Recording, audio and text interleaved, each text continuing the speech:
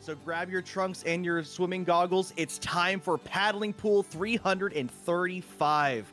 My name is Hammy in the Wall, but you can just call me Hammy, and I'm joined here with Zari to bring you this tournament. Zari, how you feeling today?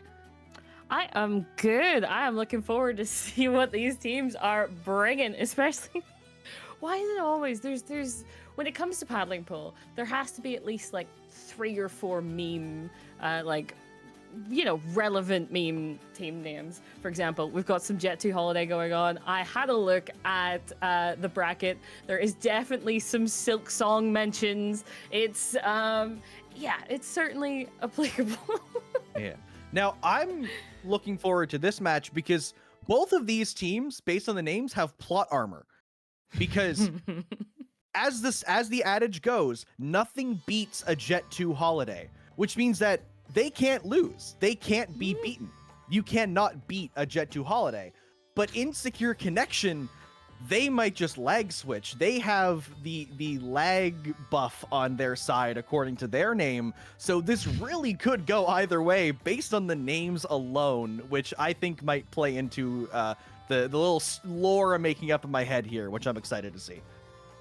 Yes, you can struggle to kill your opponents if you can't actually, hit them because of lag. So it very much could be quite the set that we're about to end up seeing here. I'm very intrigued to see what weapons we're seeing from these teams, but we will have to wait until we get into the first match. So, talking about that, Splat Zone's Mako Mart is, I do believe, where we're going to be starting.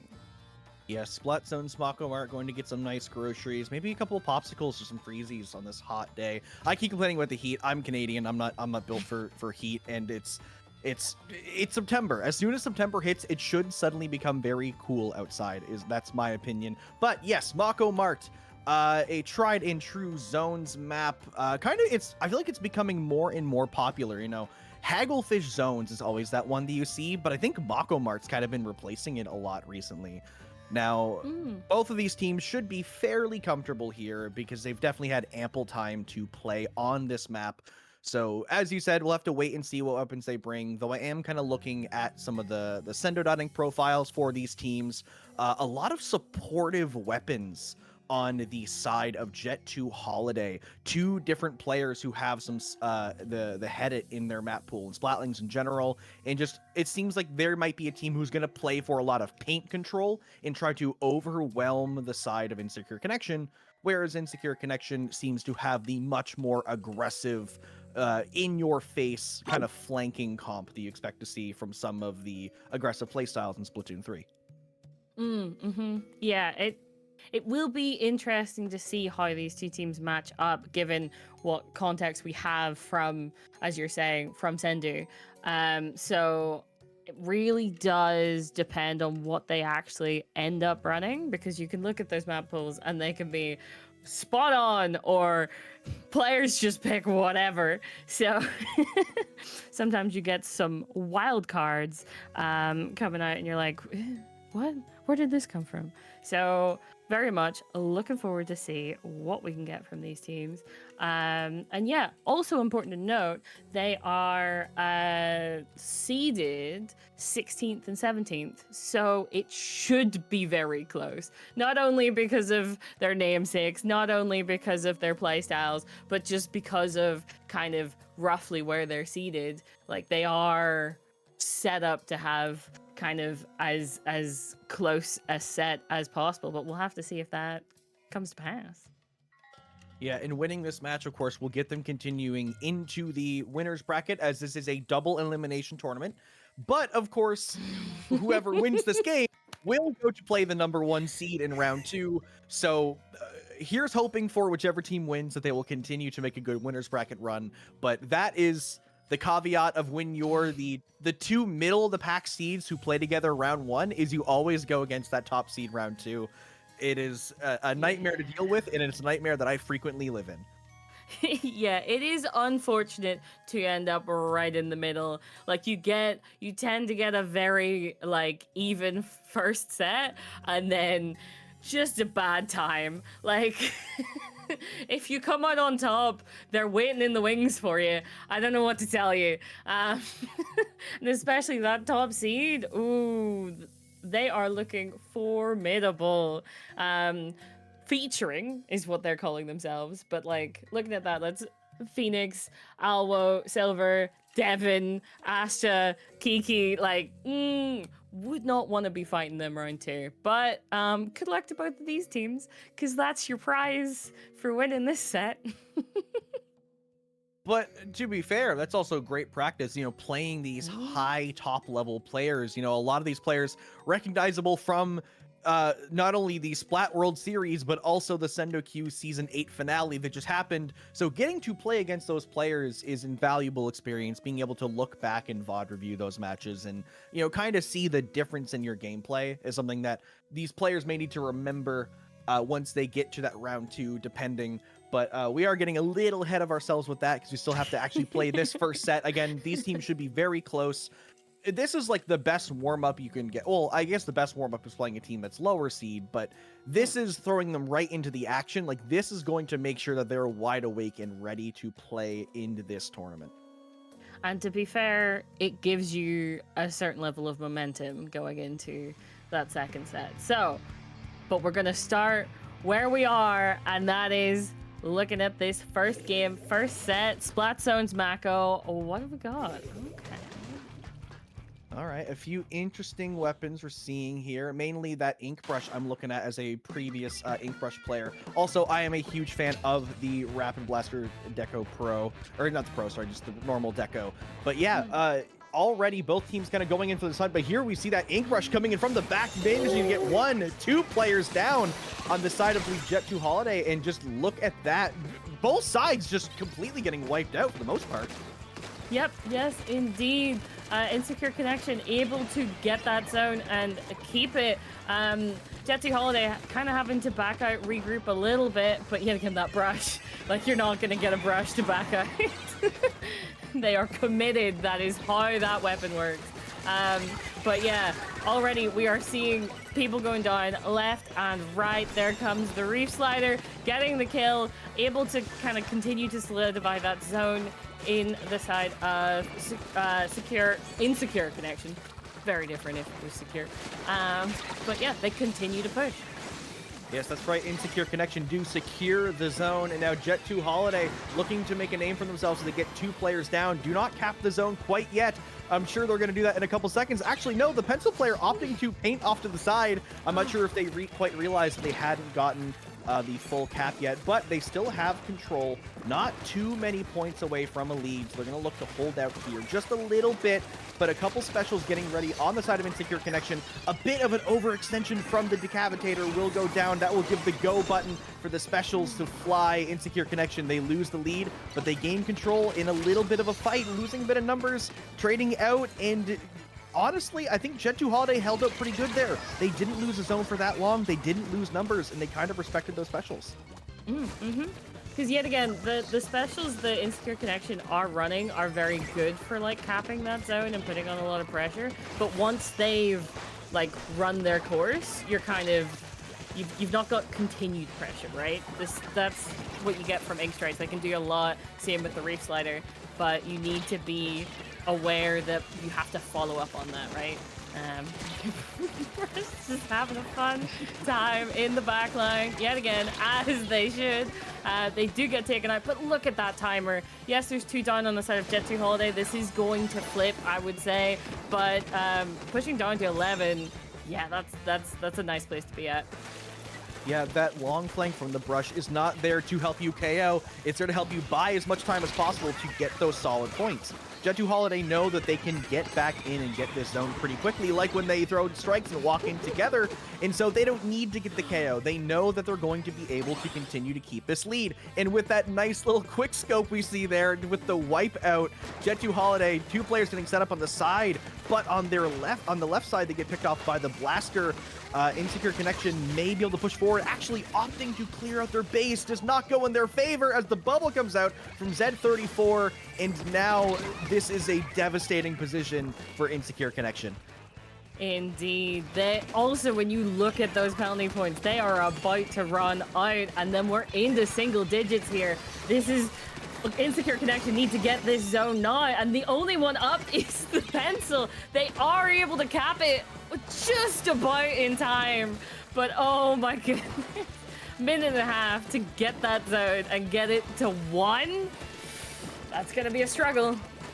Yeah, they did miraculously get that flip, though. I'm not even quite sure how. I think the Dreadringer might have gotten one last slosh before getting picked off, combined with the pencil, but only a couple of ticks left to that penalty's gone once again. The strike's coming out a little bit early to keep away that inkjet and any potential push-up from Insecure Connection.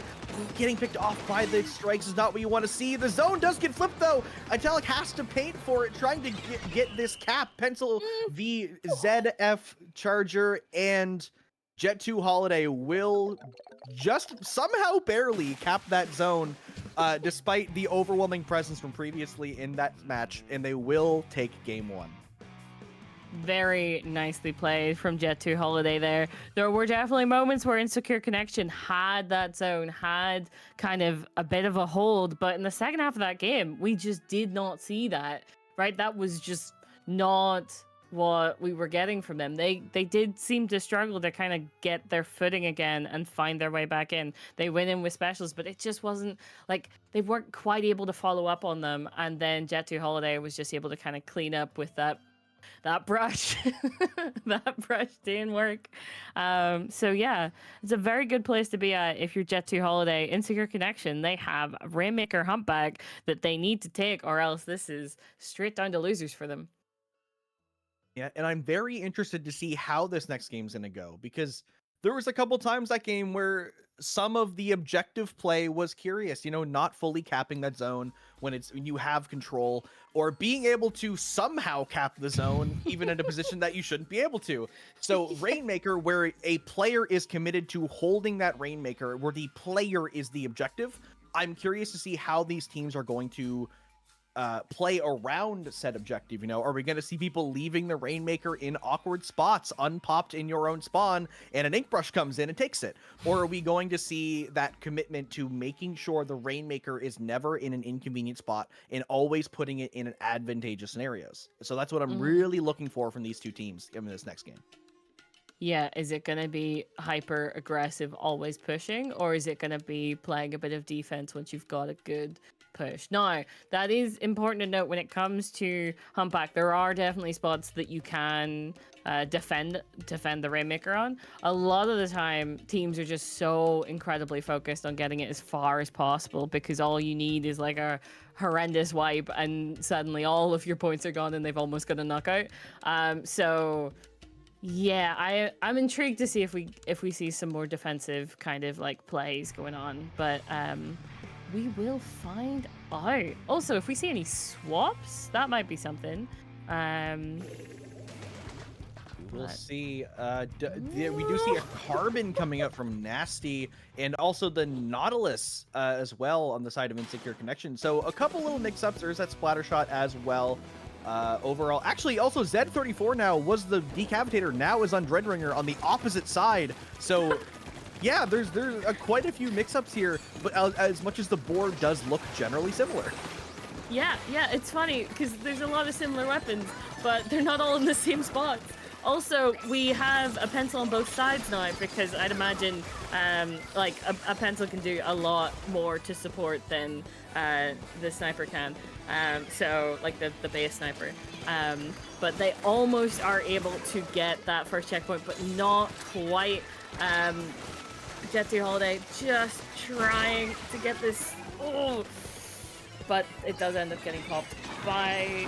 Oh wait, it's the other way around. I've just realized the colors are the other way around. Anyway, but yeah, Jet 2 Holiday on the defense, trying to kind of get Insecure Connection away from this Rainmaker before they're able to get that checkpoint. Yeah, dropping that rain, they will kind of get that out of that tricky spot. You know, Z34 the one going down, and what I just realized is Z34 on the side of Jet 2 Holiday, and then on the side of Insecure Connection, there's a player named #1 Zed Hater. which I feel like might be a targeted username. So maybe there's some extra beef in the background here from these teams that are outside of the lore I made up like 10 minutes ago. But yes, second checkpoint is down. Insecure Connection now looking to push this lead a bit further. Does get a pick while grabbing up the Rainmaker. Will get them down to 40 points. Both players down, or both teams down. One player, Italics, looking to clear up that corner. Put out some drinks for the team. Another player falling off the map on the side of Insecure Connection. Not sure why that happened, but that does give Jet2 Holiday a nice numbers advantage. Indeed. Like, you don't see it that much, but there are still, I suppose, spots on this map where you can fall off. So, anyway. Oh no! The bomb! The bomb! I thought they weren't close enough to trigger that, but down they go. But that is still 3 down on the side of Insecure Connection, so that should be enough for them to get this checkpoint. There we go. Finally, they're both on kind of even footing where the checkpoints don't matter anymore. Checkpoints are gone. We are now playing Splatoon 2 Rainmaker, which I honestly isn't much better than Splatoon 3 Rainmaker, but we have a couple players of Insecure Connection walking forward with those numbers.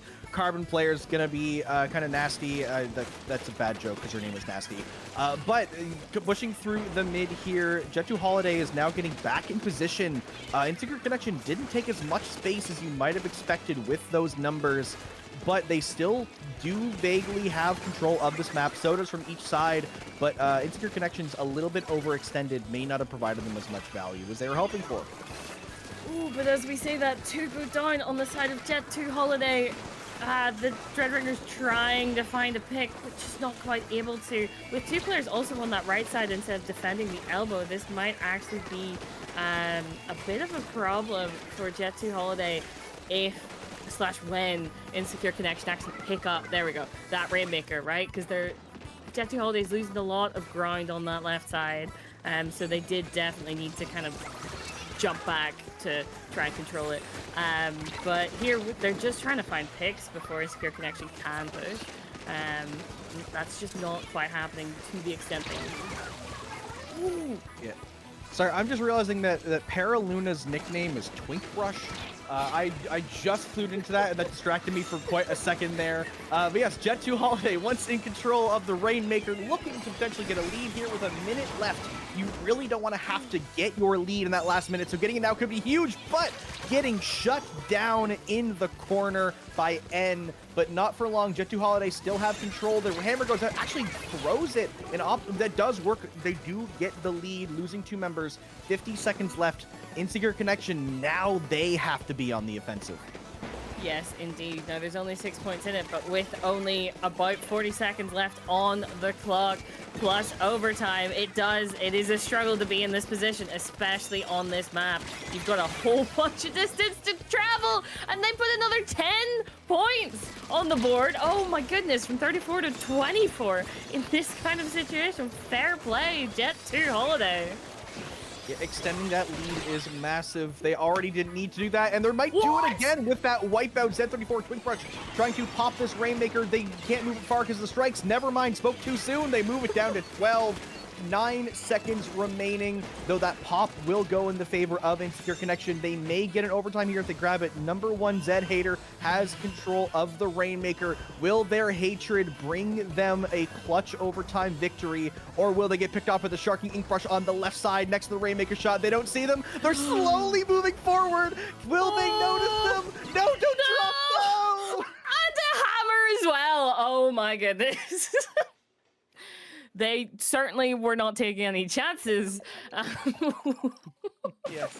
With that hammer, that hammer will be the hammer that puts the final nail in the coffin. Jet2 Holiday taking this set 2-0 over Insecure Connection. As I said before, nothing beats a Jet2 Holiday, not even lag.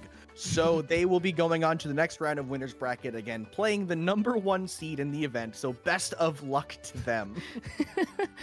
Good luck, guys. You will need it. Maybe their answer to the lag was just to have the brush, right? Like, you can be lagging all over the place, but the brush, if they're in your face, like, they're gonna hit you. Maybe that's the solution. And the unfortunate part too is we're saying, you know, they're lagging. They're not. They weren't even lagging. No, they weren't even their name. But so I'm kind of disappointed. I was fully expecting to see some of those shenanigans where you have like like a carbon who starts sliding left and right across the map, and suddenly there's also chumps that already blew up and you died to them somehow. But we got none of that, so a little disappointed there that Insecure Connection didn't pull out the lag switch. But you know, we can't all get what we want. A little disappointed that they were actually securely connected to the video game. But yes, that in mind, we are going to be going to a short break as we set up for round 2.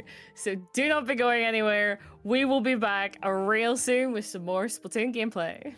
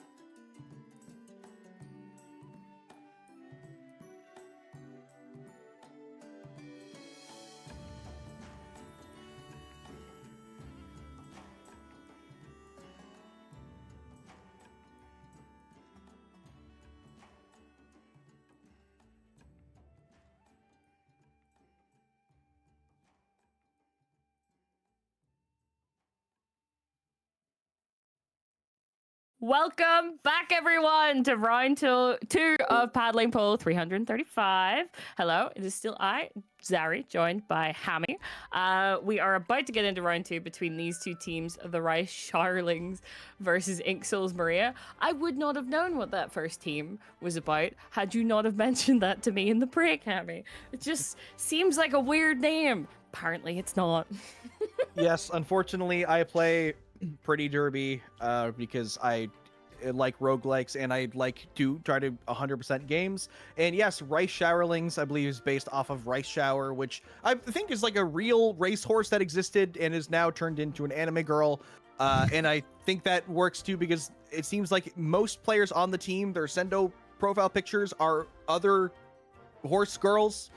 So yeah, there's like a build up to this. I think that we just like we're gonna have to trust these players on that. But they are the number 7 seed in this event, sweeping their previous opponent coming into this round.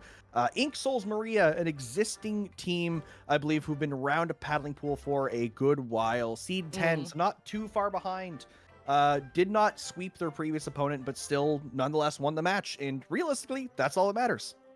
Yep. You're at this point, it makes absolute sense. I've just looked at the rest of the bracket and I feel so bad for the Silk Song team because they're already down in losers bracket and I don't know what that says about Silk Song. But anyway, let's talk about maps. Now let's talk about the game. We're seeing Rainmaker Humpback again, right off the bat. So that's we're going right back into it on the same map, but different teams, very different comps than what we're seeing from the first set. And there's a lot to break down here with these weapons, honestly. I don't even know if we can cover all that. Yeah, I will say Nintendo, the one on the Hydra, plays Hydra. Like, I have definitely seen that player on Hydra before, so this is not just like a random pick. But yeah, those are some weapon picks if I've seen them. Funny that the things that they share are the crab types. Anyway, getting into what we're seeing right now, both teams just trying to fight for mid. Ink Souls Maria has a little bit more control at the moment, able to get that pick there, able to kind of keep this on their side here. Yeah, they're pushing up, able to get that first checkpoint. Yes, that first checkpoint in the bag in less than a minute. Losing 2 numbers, so they will have to kind of give up that space, give Rice Showerlings a little bit of room, or just jump straight in with a Tetra Dually. They can't pick you off if you can roll away, though they will stay and overextend in that fight by themselves, trying to get backed up by Mezurumaku on that pencil, but will not be able to do that for them. Ink Souls Maria now are in control of the middle of... Actually, I think the... No, yeah, sorry, it was the other way around. Yeah. So, but now, okay, we have both teams in the middle of the map. The Rainmaker, it does just... I'm going to stop saying when the Rainmaker picks up, because every time I want to say the Rainmaker's up, they die immediately. Yeah, you see, it's just like, it's the commentator's curse of it all. It's like you say something's happening, and then suddenly it is that's just not right anymore. Like, you've lost, like, all of that's wrong. We have also been informed that we should probably commentate this like it's a race, or like a horse race. I don't know how to do that, but it does seem like Ink Souls Maria are making their way to that checkpoint. They are not in the lead quite yet. They need to pop it and push just a little bit further forward. I haven't been to a horse race in almost 20 years, so I don't really know what they're supposed to sound like anymore. They talk really fast, and I can talk fast, but none of you will understand what I'm saying. So I'm going to talk at my normal speed, and speaking of things happening at a normal speed, we have one player of Rice Showerlings walking through and managing to get the pick on the Hydra, which will allow Ink Souls Maria to get a little bit of space. Rice Showerlings now looking to get back into mid. A lot of bombs dropping in on that side will push away Rice Shower. Again, one of the players' name is Rice Shower and the team's Rice Showerlings, which makes it difficult, but Ink Souls Maria don't care about the names of the horses. They wanted to get a lead, and that is exactly what they did. Yes, indeed. We can discuss horse race stuff, but then, of course, Ink Souls Maria will take our distraction and use it against Rice Showerlings and just get quite a nice lead of 31. No, I will say, being the only one alive on your side, and being just the backline is not a great place to be as a Hydra, though they are still kind of keeping up that pressure as well as they can. And with that Booyah on their side, they're able to put on that pressure and get a pick on the pencil. And the Rainmaker. Pencil goes down, one player's dropped, jumped out. Here comes the slider, though. Will not find any value, ends up in the trench. Hydra and Crab working the same job together, trying not to get picked off by this Tetra, who's been a little bit of a nuisance, but ultimately has been playing a lot of solo plays, which haven't been working in their favor. Rice Showerlings starting to get a little bit staggered here, but they're still not in a terrible position. They do pick off the Rainmaker, and just are looking to hold out Inksoul's Maria so they can generate another push, because there's only a minute left. Yes, indeed. And yet again, all that Rice Showerlings have been able to get so far is to that checkpoint once. Beyond that, they've got to mid, they've got the Rainmaker, but they just haven't actually been able to get another push going. So they do really need to do that. Less than a minute left. They've got one special up at the moment, and they need to be ahead of that Rainmaker. Why did they all go left and the Rainmaker went right? I'm not quite sure what the strategy is here, but it's almost working because the team all jumped over to the Rainmaker, didn't get punished. They're a couple points away. They get the lead off of the whole team jumping to the Rainmaker. I just don't think Inksoul's Maria knew what was happening, so they couldn't take advantage of it. 25 seconds left, and now they have to be the ones to get another push. Indeed, and they've already lost a player here. Now, they do end up trading that out 3v3 at the moment. The Pencil and the Nautilus looking to find picks there.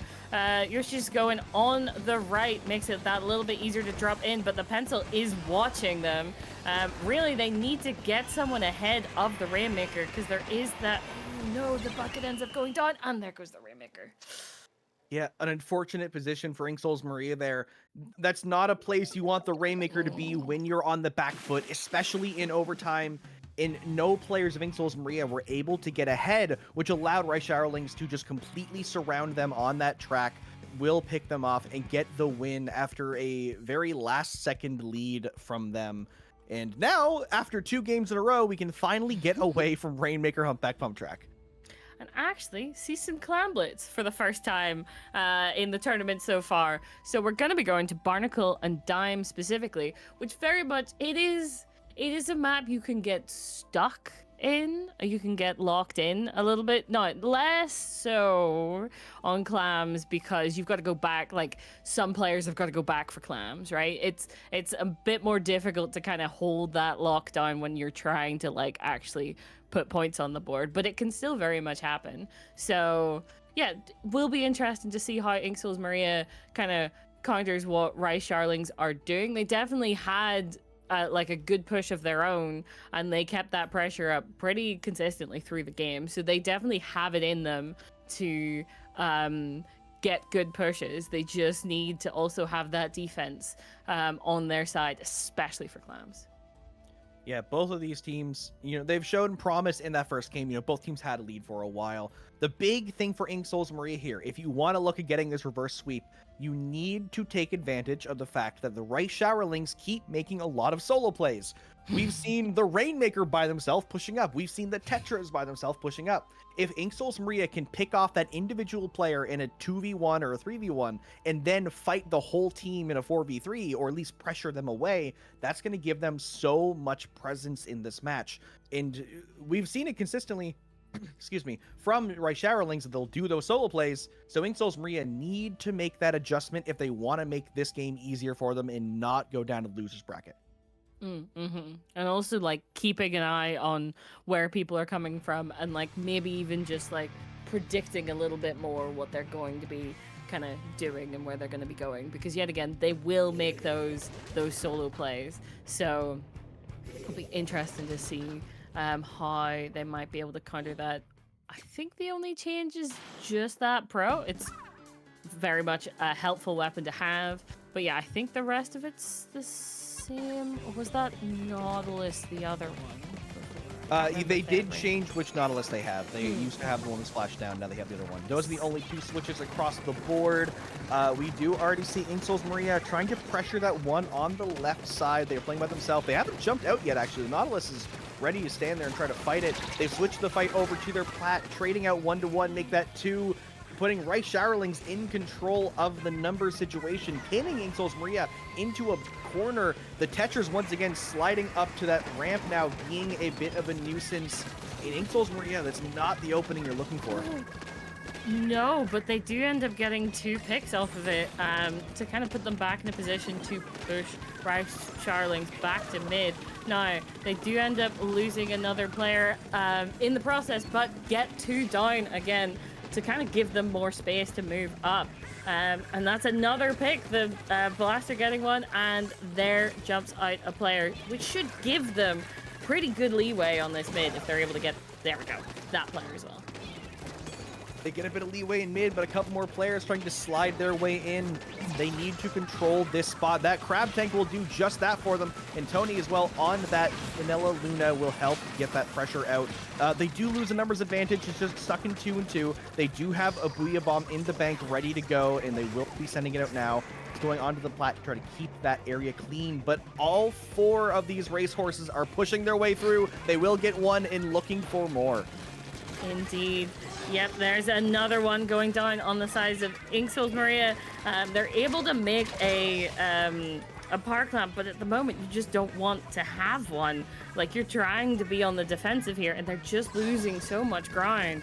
And Rice Showerlings, they have that football ready, and with the rain, that should make it even easier to kind of push up. But with just the range you can get on that Hydra, like, you can keep that pressure from quite a while away, and Rice Showerlings have decided that that's not the moment to push.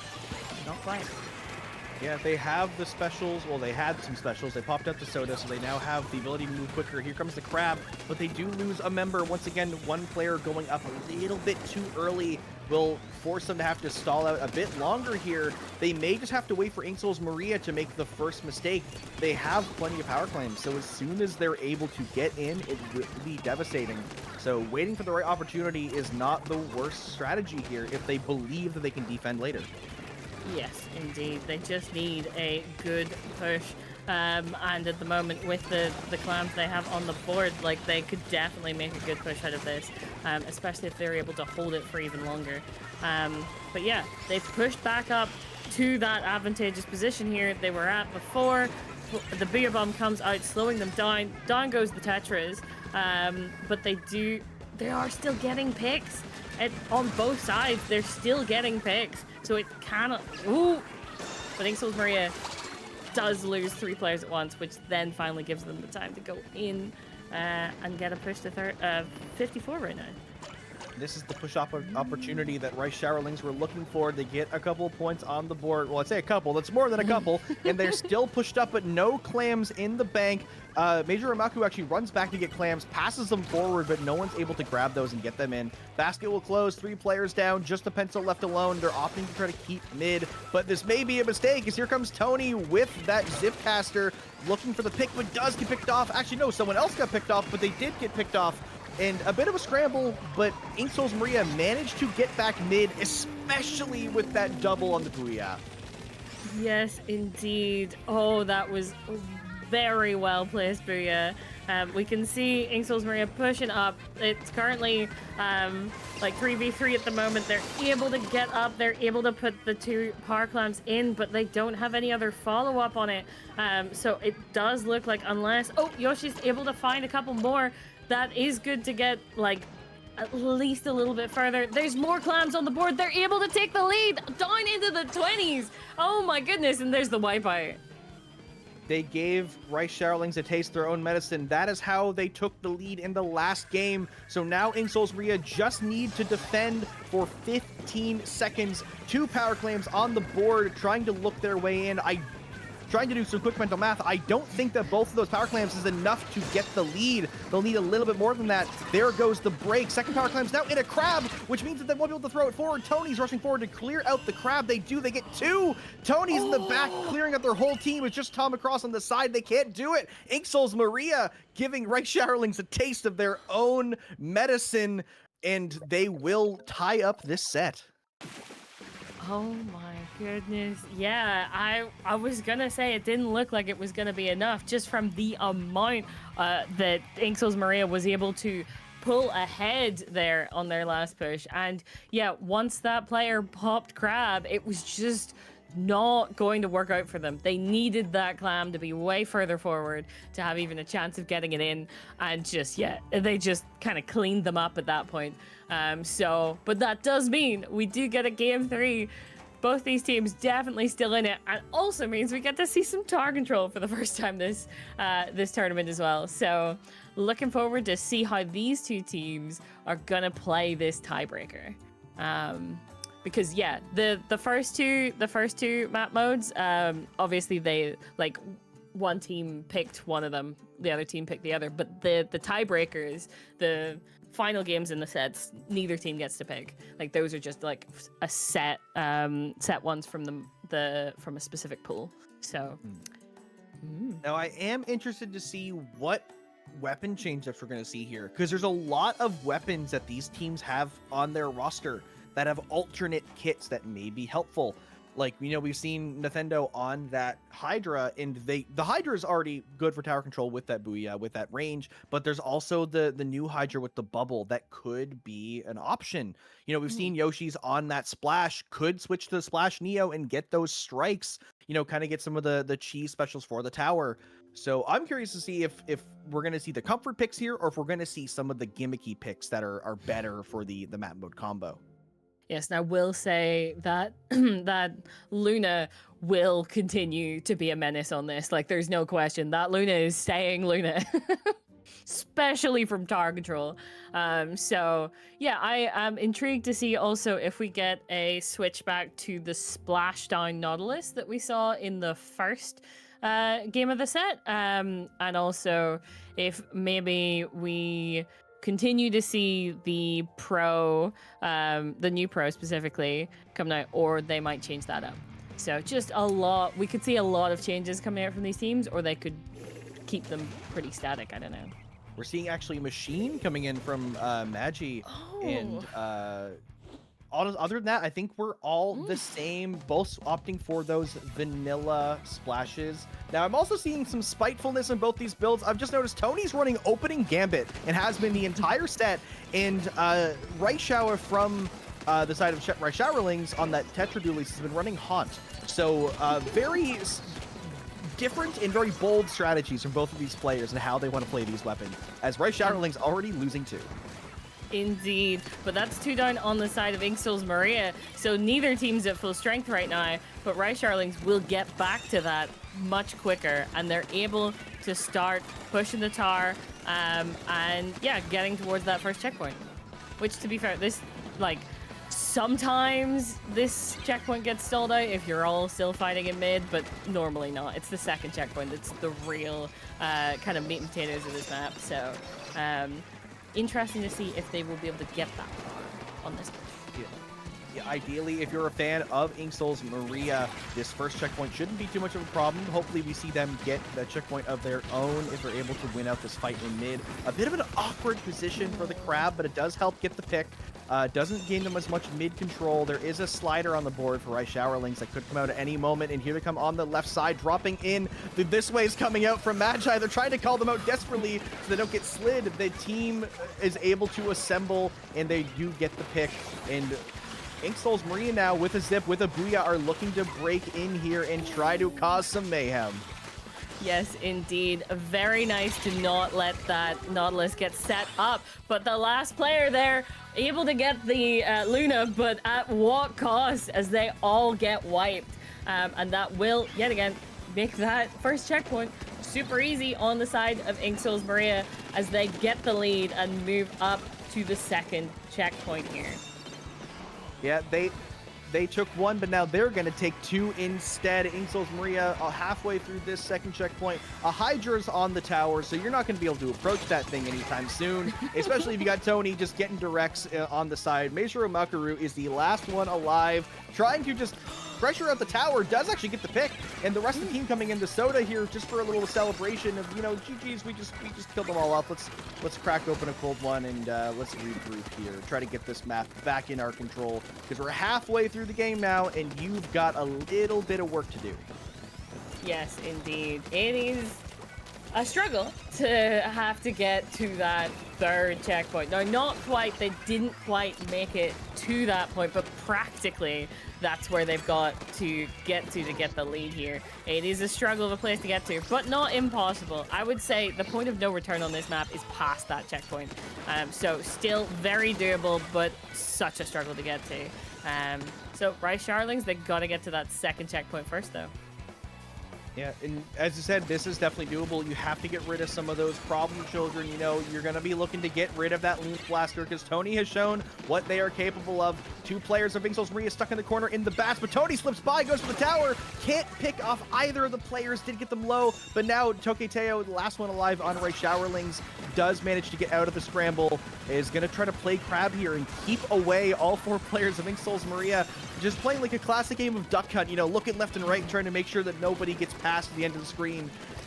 Does manage to keep mid, surprisingly, and Ray Showerling's still on the offensive.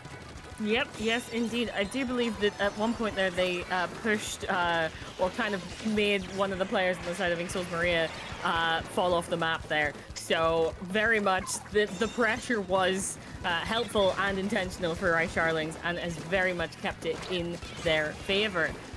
So yeah, they're just keeping that pressure up and constant. There's another crab. Oh.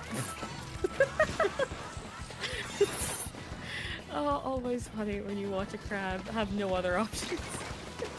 Yeah, you know, it's part of the game. You can just roll around in the crab. Nobody said you had to shoot anybody. But 40 seconds left. Ray Showerling still looking to get another push. They don't even have to get, they have to get to the checkpoint.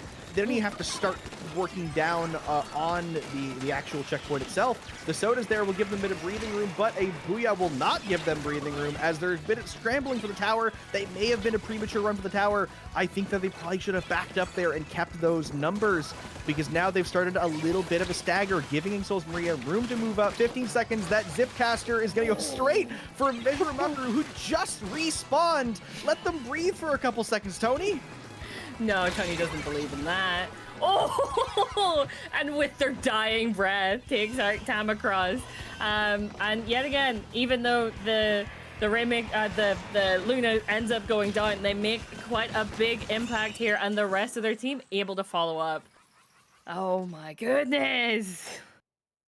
Yes, Inxul's Maria will take that. I got confused there for a second because a player of Rice Showerlings was sharking on the tower, and I don't think that Inxul's Maria knew that either because the tower just, like, the game just wasn't ending while someone was on the tower. But they do manage to thwart that. They do take that game in a reverse sweep. Again, it's not as exciting because it's a best of 3, so like a huge, you know, reverse sweep. But they do take that set from the hooves, I guess, of Rice Showerlings. Horses can't really hold things, so I don't. It seems easy enough to steal the. I guess they could kick you though if you try to take something from them. Yeah. I don't know how defensive horses are. I think they just tend to run though, right? Like. Yeah. Well, they didn't run away with the set because Inxul's Maria are the ones who took it. Yes, Inxul's Maria sent them running. There we go. We got there eventually. But yes, that was a very, very well played from both of those teams. They both showed that they had what it took, but it just ended up coming down to that last game of the set. And because Inxul's Maria was able to get such a good push, like you don't tend to see very much happening around that like last checkpoint, right? Normally people get there and they get a KO because it's going insanely, or like you don't even get there. So yeah, it was a very, very good push, and they were able to kind of keep that defense solid until the very end, which is what won them the set. But Rice Sharlings, like, I would not be surprised if they have, like, if we see more of them as they climb through losers later. So they're definitely a formidable team. Yeah, and You know, I wouldn't be surprised if they make a pretty good losers bracket run. Again, seed 7 in the tournament, so they may have a field day down there in the lower bracket for a little while and be able to get some more wins. Ink Souls Maria in a similar position to we saw the last set of they're now going against the second seed of the tournament. So best of luck to them in the next winners bracket round. And we are going to go to a very quick break, so don't go anywhere. We will be back with some more paddling pool for you very, very soon.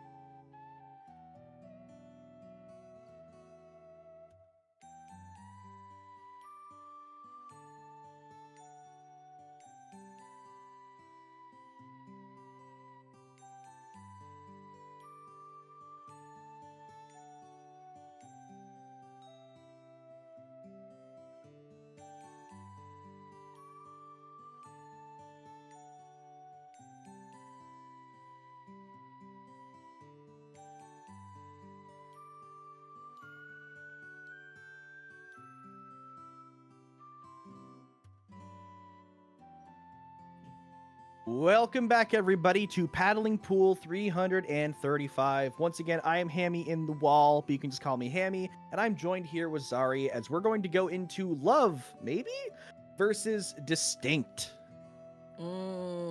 I will say, Distinct are definitely a team that have been like knocking about in Paddling Pool for quite some time. They're also a UK-based team. Fun fact for you. Love, maybe. Yeah, I know some of those players. Definitely European players. Definitely kind of up there players. So this is definitely going to be a difficult one for Distinct. I think Love, some of those players in Love maybe are quite like up there in like, let's say, plus servers. Yeah, I agree there. I am looking at their profiles again. Goose on Parasail. They made season 7 Sendo finale. They didn't place well, but they still made it there, which implies that they were one of the top teams, and they were very, very close to making it the season 8 finale as well. I think they were only a couple points away. And if the rest of the team is at that caliber, then they're definitely going to be some difficult opponents for Distinct, because even though they're an EU team, they're one of the teams I recognize because they actually have distinct branding. Get it? Distinct. And they, they're one of those team names that have kind of made their way to some of the NA scenes. So recognizable teams. So I'm kind of rooting for them a little bit because they might have a tough one ahead of them as we're finally getting into our first game of this set on Mahi Mahi zones. Yes, I will also say Distinct always has a kind of very off-meta comp going on because they never, I don't think I've ever seen them with Tacticaler, for example. Never. Yeah, anyway, starting well. Stay hydrated. Yes, no, they don't need the hydration. Now, already they have map control. They're getting those numbers down, and by they, I think this is this is the number. I'm distracting myself. This is the side of Distinct, I do believe. Yes. So the colors were swapped for a second, so I was like, wait a minute. So they already have a pretty good hold here. They're about to get the water. Actually, they already did get the water level change. Excuse me. So that will give Love maybe an option to drop in here, but they will start to stagger into this a little bit, opting to throw a booyah now. But they are not looking very coordinated, and Distinct might just take this game from under their noses.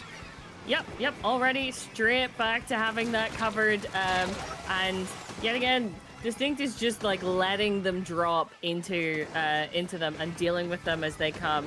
No, that does seem to be changing a little bit as all of Love maybe are now in the zone area. Tiger getting some picks with the roller, but does end up getting cornered. A push to 1 though. All right, Distinct. No, getting back to that point with those penalty points is going to be something to do. But that is a good opening if I've ever seen one.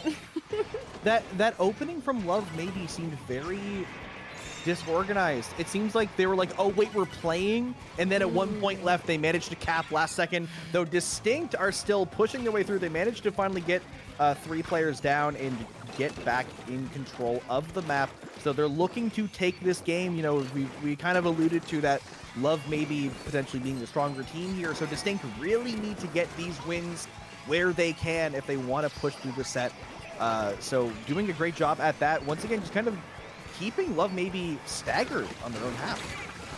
Yes, indeed. And that Zuka shot, very nicely done. Able to get the backline out of position, but Mooj also ends up going down. Rafa trying to keep position on zone, but there's only so much you can do as a single tent against a team.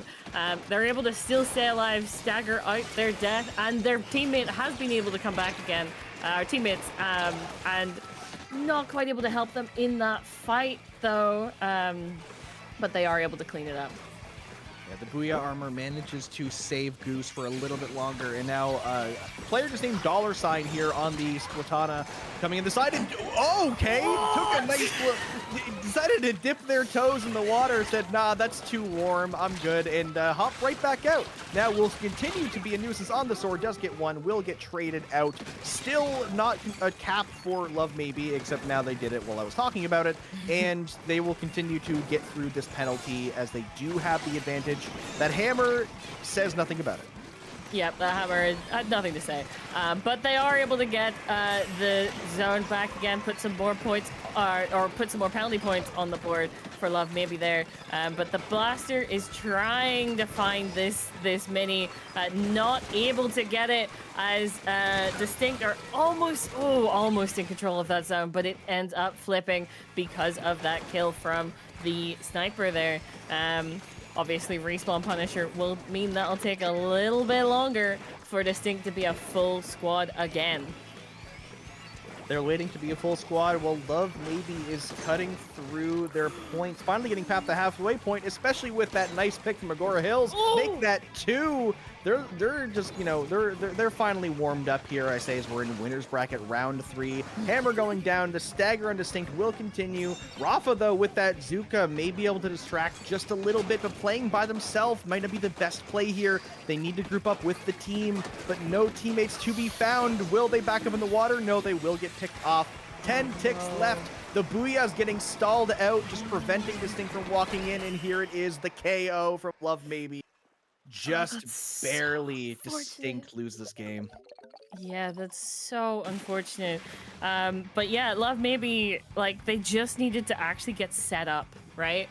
We saw at the beginning they were kind of a bit of a mess there, but once they actually got in position and got their backline set up, it was too much of a struggle for Distinct to get back in. They tried going in, but at times they were staggered. They weren't quite able to make it work for them, and then got picked off by either the blaster or the sniper, like even before they really approached. So yeah, it was unfortunate when they got that push to 1, but it's never a win unless it's a knockout, right? Or the timer's done. You know, like, you can't rely on that, especially if you're not on the objective at the moment. Yeah, close only matters in horseshoes and splat bombs, and unfortunately for neither of these teams, they are not the team that was full of all the horses we saw in the last set. So that win will go to Love Maybe, but Distinct, they started off on the right foot. They got that massive opening, they made it to 1, and as the team that is the lower seed, that's good progress. Like, that is the first step. They need to start clutching out these games. It's a best of 5, so there's a bit more wiggle room to lose those matches, but they're gonna need to refine their cohesion there a little bit more, because there was a couple of solo plays from Distinct that maybe contributed to that loss. So they're gonna need to kind of work together, because when they work together, they go 100 to 1 in the first like 30 seconds. So that's what we like to see. Yes, indeed. We're seeing pretty much, yeah, I think that's same coming out from both of those teams there. Yet again, Love maybe staying with that double, the double Booyah situation here. So I think the only change is, I think they had chumps on the 10th to begin with, and they have the factory one. But anyway, yes, at the moment. Sorry, yeah, I was gonna say, yeah, they had Zuka before, now they have Vacuum. And also, Proto on the NZAP on the side of Love Maybe did switch off of Comeback onto Last Ditch Effort, which is a curious pick for Tower Control. Or no, sorry, the other way around. I'm silly. No, now they're on Comeback. Okay, fair enough. But yes, so at the moment, still kind of fighting for neutral here. There's picks coming out in small places. But, oh, interesting. There comes the Stamper. That is 3 down on the side of it. That's a wipeout, never mind, on the side of Distinct, which will mean that Love maybe have a free push up to that first checkpoint. That is not the place to be at if you're Distinct. Certainly not a good situation.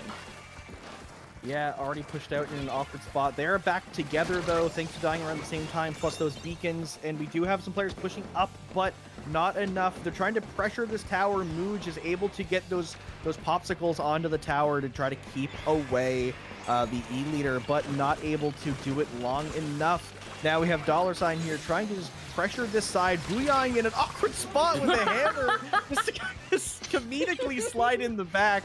And that will, with that double, will thwart that push, but going down themselves won't give Distinct the full advantage. They now have to play to take back mid.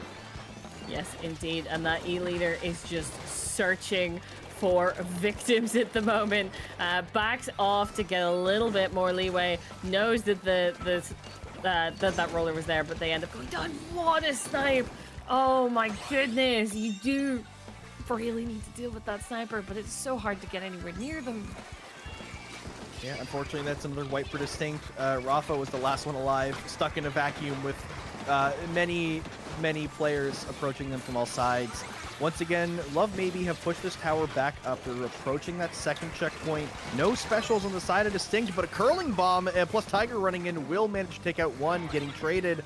So Distinct, if they can keep these numbers, they only have the vacuum. They're looking just to keep Love Maybe away so that they can get grouped up and get some specials. But this stagger is just continuing to run through them. Yeah, the more they go through this, the more I think the Zuka might have helped them with the E-leader a little more, because at the moment that E-leader is just doing so much work to keep them from being a full team when they need to be. That's already 2 down again, which puts Distinct back on that back foot.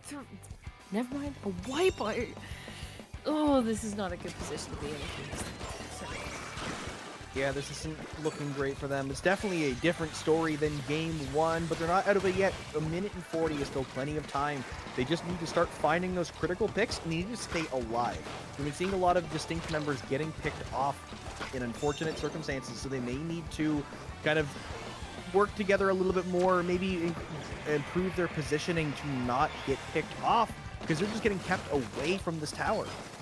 Yes, they are. And already that is them down to the last checkpoint here, which is your point of no return on this map for Tower Control. They don't stay on it, but there's only one player up on the side of Distinct. They're able to come back, get a pick, but they need to get that tower, and they need to keep them back. And there's that Stamper up on that top area there. They're aware of them, but is it going to be enough to get them out of there? It may be just enough as the tower is moving back. The hammer will get the pick, but unsure what to do with the rest of the duration. Might just throw it from mid here, see if it can pick off any players in Love Maybe hiding. 40 seconds remaining, and they just need to find a way in here. They have the numbers, they have the specials. They need to walk forward to this. They do get one in the vac. Here comes the shot going across. Does get caught on the side of the plat, so won't find any value there. Right now, Distinct is just painting up to try to pressure out Love Maybe's players, maybe get some more specials on the line. Oh, stepping back into the booyah. That's not a great position, but 3 players down. But Distinct actually have a chance here. They do indeed. They have the bubble as well on the side of the roller, which will help them push up a little bit further, but the timing of that will be incredibly important. They need people ahead of that tower and pressuring the sniper as soon as they can do. That might have been a little early for the shield, because that would help them out, but at the moment that's 2 down on the side of Love Maybe, and all of Distinct are still up. They're still holding this through that second checkpoint. The sniper is down, the roller's also down though, and the booyah! No! Oh. By 1 point again. No! Distinct got to 19, but the booyah from Love Maybe coming in just in time. I'm not sure if Distinct couldn't pick off the booyah player fast enough, or if the booyah player was just set too far back for them to reach. But Love Maybe, they're on set point off of back-to-back 1-point victories. Yeah, sometimes you can look at what it looks like on the set, like who's winning, and it really does not tell you enough of the story. Like, Distinct are fighting tooth and nail. They made an incredible comeback there. Like, they had to push through 2 checkpoints in overtime against a team that had kept them from the tower the whole game, and they were able to do that and able to get there, and it was just like, there's not much you can do against a booyah on tower in overtime.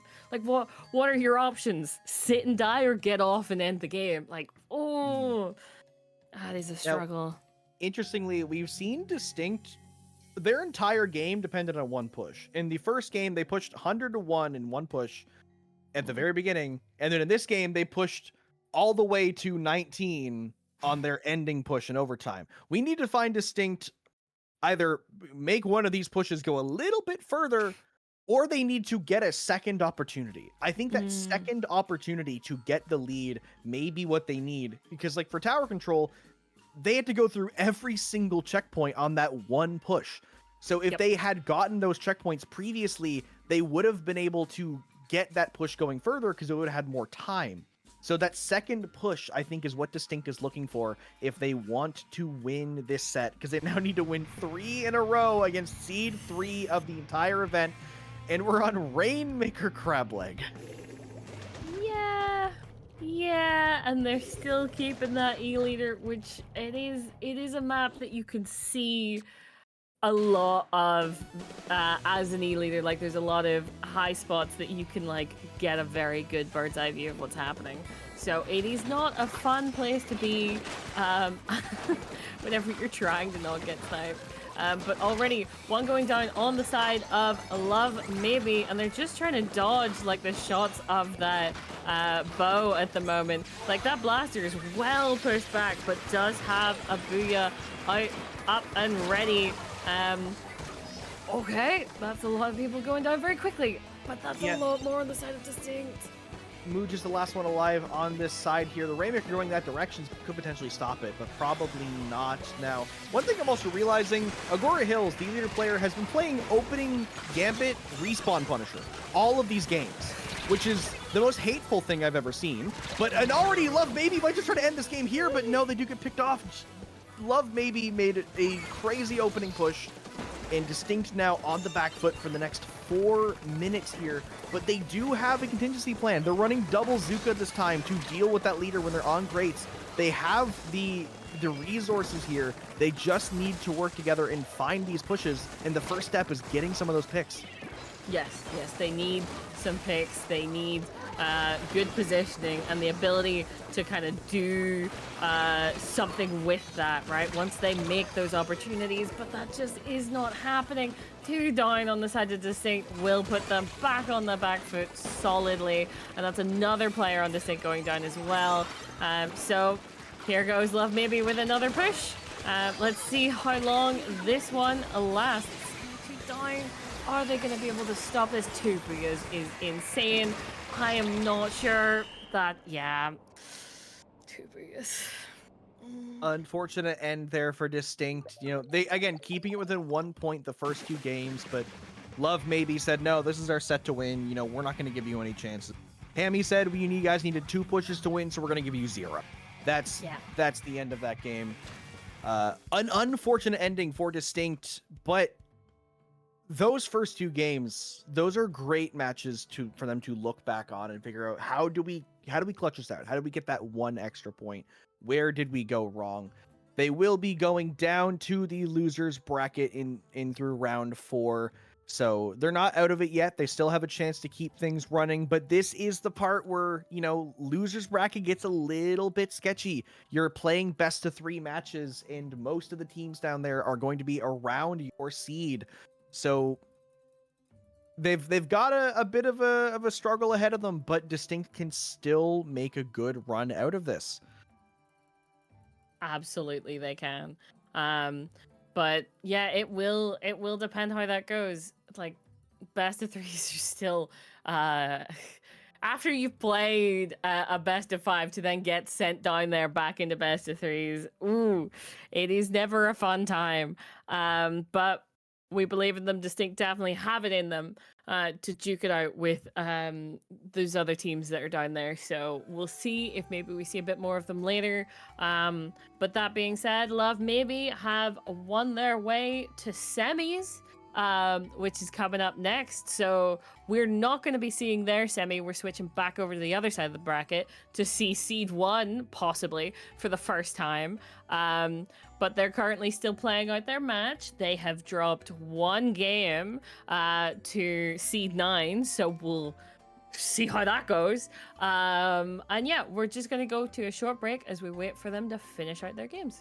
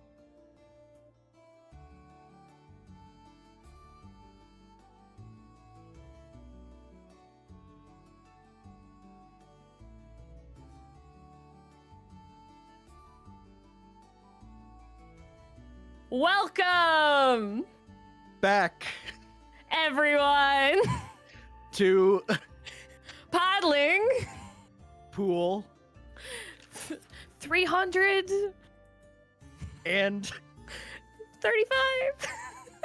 is 35 one word? I don't know. 35, 30. The bit's already dead. Let's The get into bit's this. done. Anyway, we are into semis, which is featuring so that's top seed and I think seed 4.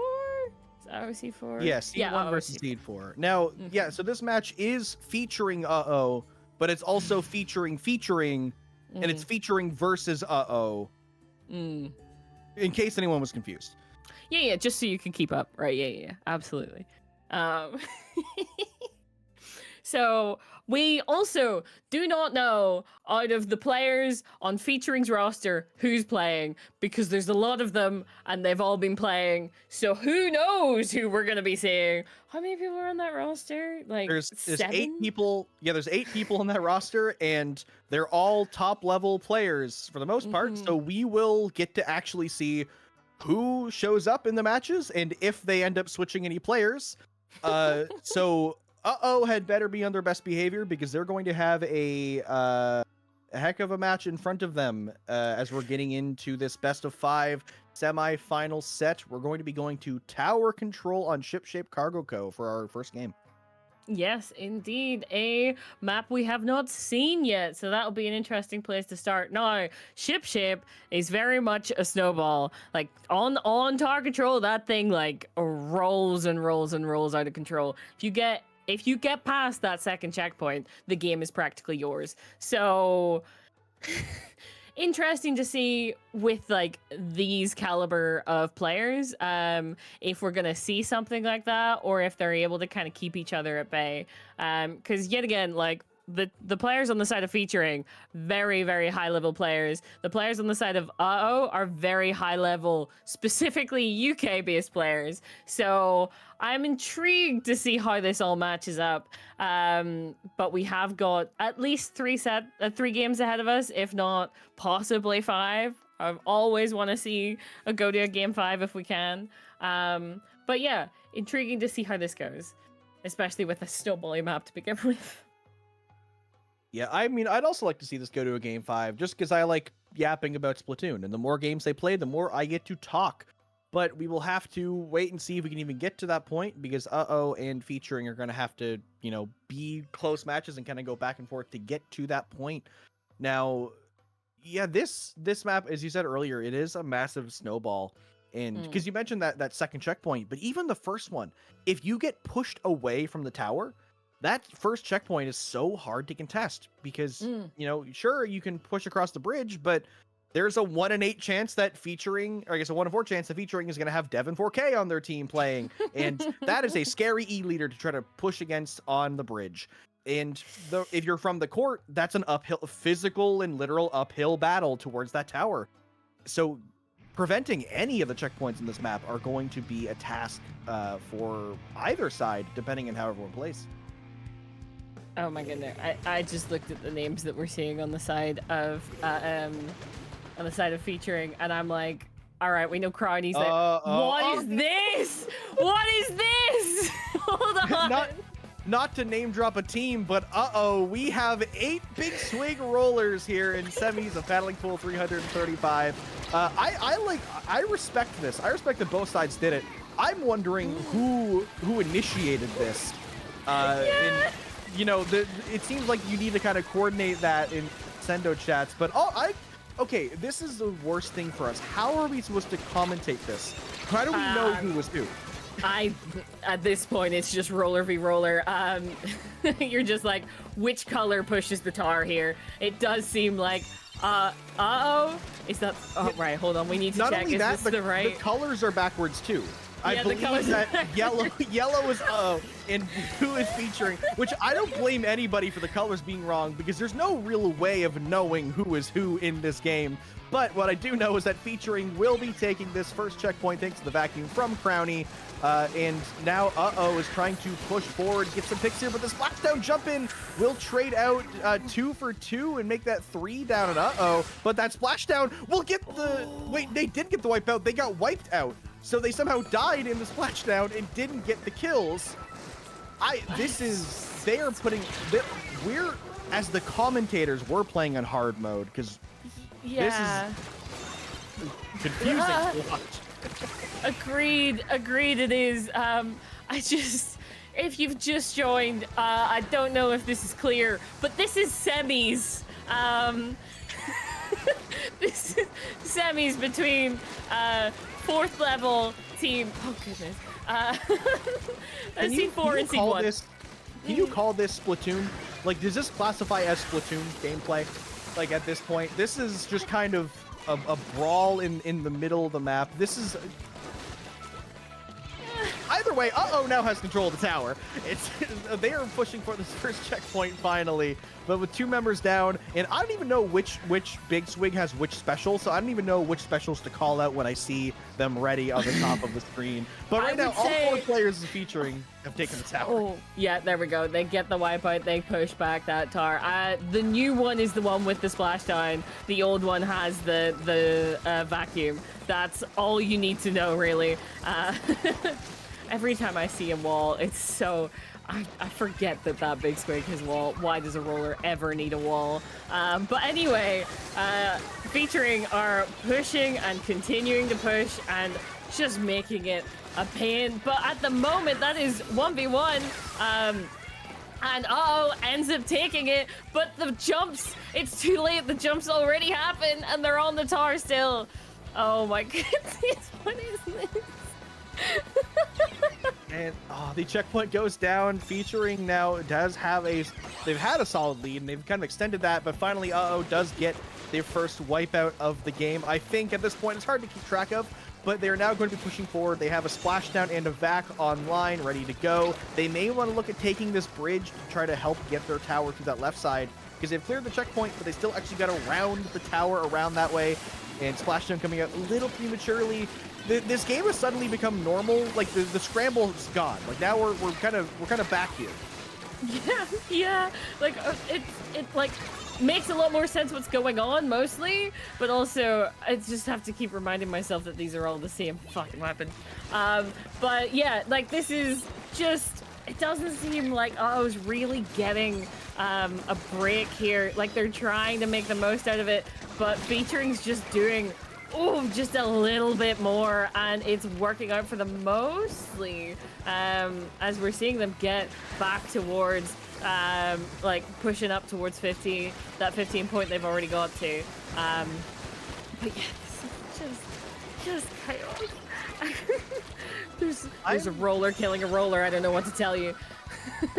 I'm trying to figure out if this is a net positive or not for Like I don't know if they played their main, if would have a better or worse time in this match. But that's a wipeout. 30 seconds left. Featuring is pushing towards this goal line, and here comes a second splashdown from Featuring, and the vac 7-5 ticks the wipeout. Featuring will take this match in a KO. Indeed they will, but that was not how I was expecting this to start. But fair enough, these two teams. And to be honest, like, I'm surprised they got everyone in the lobby to agree, because normally you have at least one holdout who's like, I don't want to play not my main, what if we lose? You know, like, that's... I appreciate the vibes. And now the question is what are we going to see game 2? Everything that we may have known about these teams has gone out the window. Are we seeing their mains? Are we seeing Big Swig? Are we going to see like an Octo Clash Blaster game with all 8 Clash Blasters? Like, there's the possibilities have become endless, and I'm just kind of terrified for what we're going to see next. Yes, I feel like the only possible answer to that is they're just gonna have to, like, surely can't be encouraged into doing anything other than locking in, so I don't think they can do another meme round. But if I stand corrected, fair enough. Like, by all means, if they want to make me wrong, that would be hilarious. If we see something else, but also like. I did hear that the person who suggested this was Ips, who is on the side of and it's just like the suggestion of all big swigs is hilarious. Anyway, we're moving on to Crab-Leg Capital with some Clamblets, which already, even if that was like a proper game we were seeing, this would be quite the change up coming from Tar Control. So yeah, intrigued to see their mains, I suppose. Hopefully, maybe. I can't even say like, oh, they're definitely changing up, because they are. We're not going to see Big Swigs again. Surely not. Well, yeah, no, we're gonna see Goo Troopers this time. This is yes. This is the natural evolution, you know, the quad Goo Trooper, the quad Bamboo, the Clash Blaster. You know, you're gonna get something here. You know what?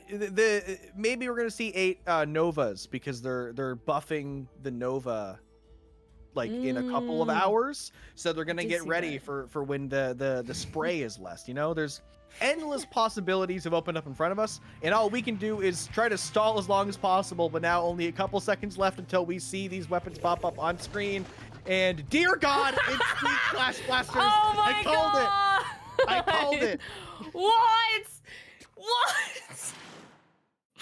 I didn't Now think they were actually and we're seeing the same. Okay, last game we saw the same comp of 3-to-1 split. Now we're seeing the 50-50 split on both sides of, like, they're running the exact same quantity of each type of weapon in both matches. And 1v1, 1v1, but one is Azuka, one doesn't. And so featuring has the advantage. I can't really tell at this point. It's, to be fair, with all of the like clutter on the screen, featuring might have had the advantage, but what are you gonna do with it right now? Are you gonna like just push past a whole bunch of clash explosions? Good luck. I am surprised that they're able to like be like, okay, no, we'll do two of each. Like, that they were able to kind of agree on that. Featuring still having more Clash Blasters alive at the moment, yet they do not have the clams to be this pushed up, but they're gonna do it anyway. They're Clash Blasters. Yeah, this may. Oh no! What if this is one of those 7-minute long Clamblitz games because nobody can score? That would. I said when I said I wanted more Splatoon and to go this game 5, I didn't mean like stall us out in a Clash Blaster only no score clams game. But finally actually have the advantage here. Looking to camp this jump. No bombs get thrown. They should have a couple splat bombs on that team with those 2 vanilla Clash Blasters, but they do manage to get the pick.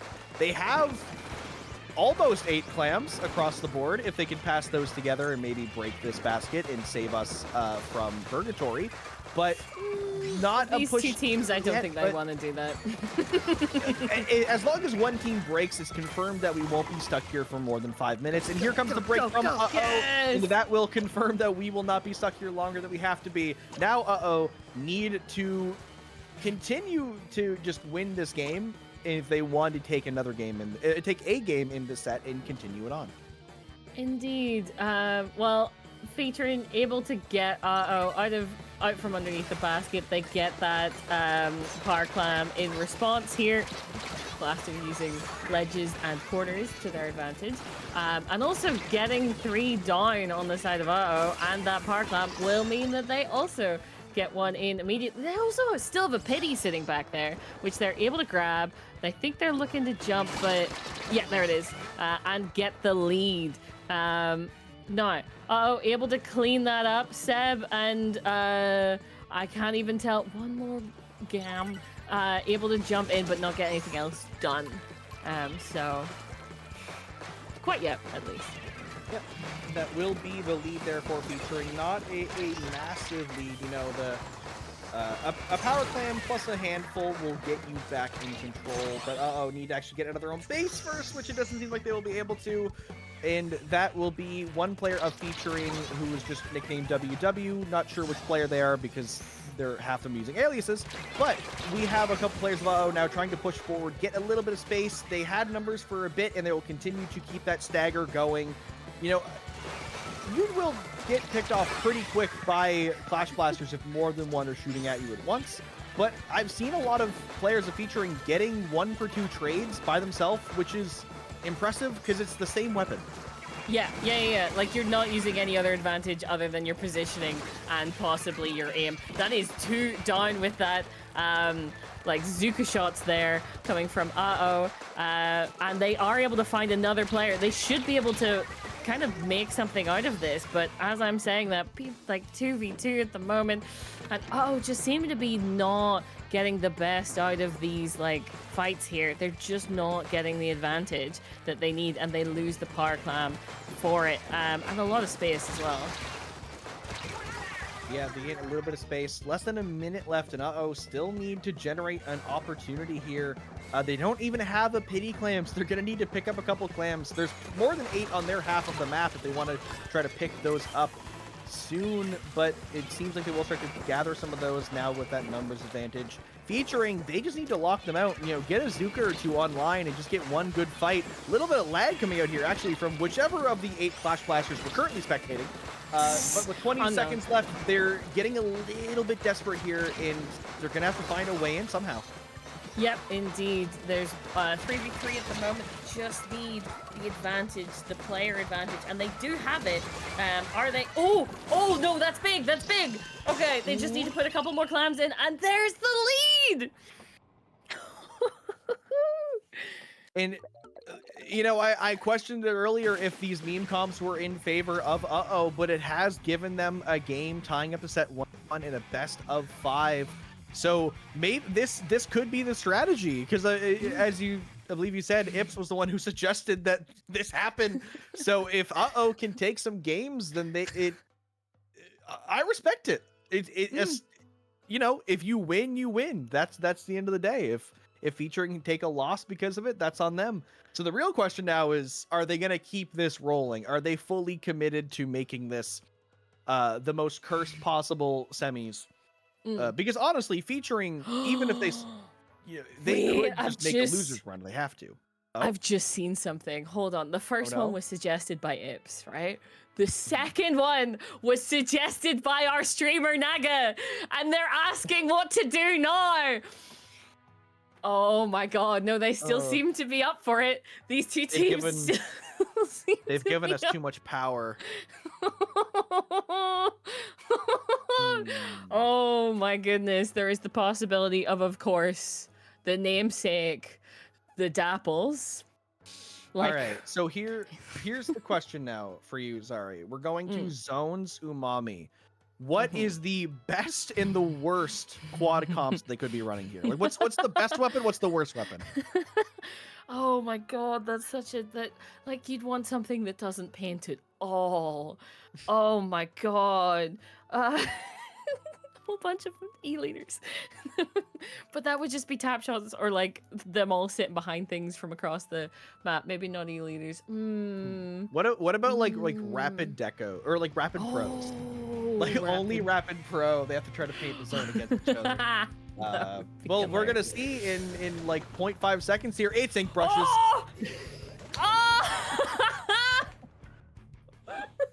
I'm so glad that these two teams are so for this. Like, wait, we have one see different comps. Yes, there is 7 nouveaux in 1 vanilla. So we're gonna see a singular whale, which we do now, followed by 7 hammers very shortly, probably. I don't know which of these is the better comp, because looking at that, the hammers might be the better pick. Yeah, because you just get so much, like, you have so much range out of it as well, while the whale can you can outrun the whale, actually, now that I think about it. You can outrun the whale as a brush, right? Like, that's the whole point. So yeah, maybe it is more of a hammer vibe going on here. Yeah, the hammer's the only ranged option. I guess the splat bomb, but the hammer can just run over the splat bomb. But we do have Ips managing to cap a zone by themselves, but unable to rush down 2 ink rushes at once, so they will have to back up. I think Ips is still back there. Ips ends up being taken down. Yeah, that's unfortunate. But yeah, that's also not a good place for you to be in. Oh, able to get a pick with the hammer. That's good. They need to cap zones, though. Feels weird to commentate this because I'm like, what would I suggest them to do? Don't die. Like, I don't know. What are you supposed to do in this situation? We I can see think Criny. the only thing you can do here is scurry. Yes, but they get the cap. They get the cap, which puts a lot of penalty points on the side of featuring, and will be. This is a longer game than it could have been there. Look at all the mines as well. Good luck painting zones whenever there's mines all over them. But yeah, we can see them featuring able to take back one of the zones. One more gam, getting a little bit more on the other side. But able to take it back. There was no cap there, so no penalty points. Mesmerizer just traded out 3 in the meantime there. Managed to win a 1v1 and a hammer, then run into a 1v2 and take out some players. A hammer from both sides, kind of doing like the yin-yang thing, going around the circle around each other. But, does come out of that with the advantage. Full wipeout, already have the zone. This could be potentially a lead swap if they can start a stagger here. They have 2 hammers online that could be the tools to kind of push up here. Here comes one of them, but the respawn armor saves whichever ink rush that was. Seb comes in with the counter hammer. 5 ticks from the lead. It's a 2v2. They just need to hold on a bit longer. They do get the lead. Looking for a KO here. If they can just keep featuring away, and that might actually just be it here. And that's a lead right now for in the set. Oh my goodness! What is this? And it started very much in Fevering's favor there. They won the beginning skirmish and they were able to get to 15. But then, we're just able to take it out of the bag and just keep the fight moving, keep it going, and just not lose control again. Okay. At the end of that game, where it shows the medals, whichever player we were spectating from got the #1 ground traveler medal, which is insanely more impressive to get in a game of 8 ink brushes. It's a silver medal. It's not that good, but that is a crowning achievement right there, to be the one who moved the most in that match. But is now up 2-1 in this set, so they could take this one home over featuring our seed 1 in probably their best ticket to do so by fighting meme comps that have just been agreed upon by both sides. So featuring now are in that position where, do they say, okay, playtime's over, and they play their mains and try to take the set, or do they fully commit to the memes, make the losers bracket run, and come back and play in grand finals? I have on good sources that we are probably continuing the meme. I am not entirely sure of that, but I feel like it's likely, given information, possible information. So if it's true, this is going to be an interesting Grandmaker game. But I say that even though the rest of the set's been very goddamn interesting. So, oh my goodness, I just... Yeah, it's so hard to speculate because we can't even talk about what happened in every match, because they're going to switch up their weapons. We know it doesn't matter. All we can do is look at okay, Rainmaker, Scorch Gorge. What are we gonna see here? What is the least likely weapon? Honestly, I think the least likely weapon is Squeezers. I don't think Squeezers a weapon that I don't see anywhere anymore. I'd love to see 8 Squeezers come out, but they just played ink brush, so their fingers are gonna hurt if they do that. Dapples. No, it's Dapples. Yep, it's Dapples. That's what I had heard from our lovely streamer there, that they might have been doing, and they did. And still, yes, we're seeing a switch up in the composition, right? I'll just roll into the center. I think this is the most interesting compositions because it's double soda on one side versus more reef sliders. And this is the first time where it seems like there's like an actually interesting dynamic here between the two possible comps because of the sodas. But already featuring going to be taking that first checkpoint and pushing through. I feel like killing a Dapple as a Dapple is a nightmare because it's just who is the better dude? Who is the better role mechanics? I would do terribly in this match. Oh yeah, absolutely. Same. I I cannot roll in the correct way to save my life. Yeah, this is unfortunate. Oh my goodness, all of the rolls, all of the jumps, they're just gonna keep going because they can just dodge roll at them.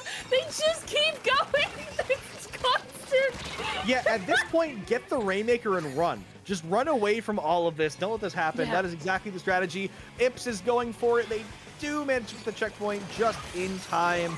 That was the correct play because that could have gone on for another 2 full minutes. It's like, Oh yes. there was no end to that stream. Now, already, I believe that's Crowny just rushing straight through, trusting the team's going to finish off that Rainmaker and get the top. I don't even know what the strategy is here. Do you play super, super aggressive? Do you try to play with the objective? Because I feel like ignoring the objective here could spell your doom with the number of dualies and reef sliders.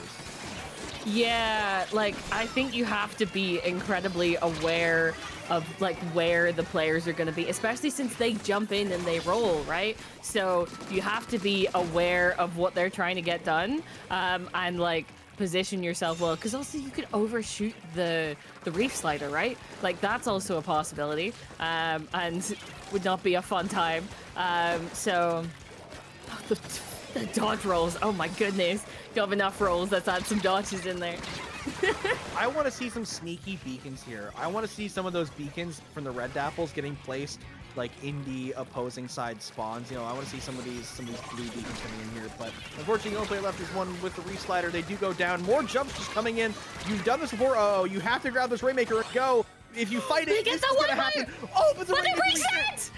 Oh my god! That was like Guardian Angel watching from above saying, no, you're still in this, keep playing this game. But they have to actually get back in because they're going down a couple players again. The slider is not able to get the Rainmaker because of the wall. They're down 3 players. They're running through this. They have 1 player left. They managed to pick off the Rainmaker. Why is this game still going? Right! Why is this so hype? But it's also because of just like the movement potential, right? The movement potential of all of these players and how quickly, once they get in to like a position where they can actually shoot. Oh goodness, 2 players have immediately gone down when they drop there. But anyway, like how immediately once they go in, like it's do or die, right? Once you're in that kind of range, like someone's gonna die. But oh my gosh, this is just, yeah, it's not going well for Dapples is not the pick for them. And it does look like Featuring are gonna get the opportunity to get, no, never mind. Okay, there was, was behind. Yeah, there was an unaccounted for Dapple in the vicinity of the Rainmaker, which even in any mode with a Dapple, not just 8 Dapples, is going to be a struggle. And the slider does overextend, not able to get the Rainmaker, but the team will pick it off for them. Uh-oh is in a decent spot right now, but they just need to get rid of this Rainmaker. There's only 1 player left. This is your best time to drop it. They're up in your base. You need to get rid of that thing. There we go. Ips will get rid of that Rainmaker. Again, a minute left in this game. They're going to need to make a pretty solid push. So they really need to find a way in. If they're running that double soda, they need to find a way to utilize it because they haven't really been. No, yeah, it's supposed to kind of keep them like constantly soded, right? Or as close as they could. But that does mean that like they lose a little bit more of the aggressive potential of specials. And just with the way that this is like happening so quickly. Three players in feature are down actually. Last 30 seconds here. But they're right in that corner. And it's so hard to get the kill there when you're when the other team has the highest range thing in the game, the Rainmaker. Yeah, the Rainmaker getting 2 and getting some jumps. 7 seconds left. The slider will actually, no one will die to it surprisingly, but they'll die to the aftermath. And Featuring will tie up this set. In like the most convoluted, worst way possible. We're getting that game 5 we asked for. yeah, this was not what I was imagining when I asked for that game 5. It's not in the slightest what I was intending, but I am absolutely here for it.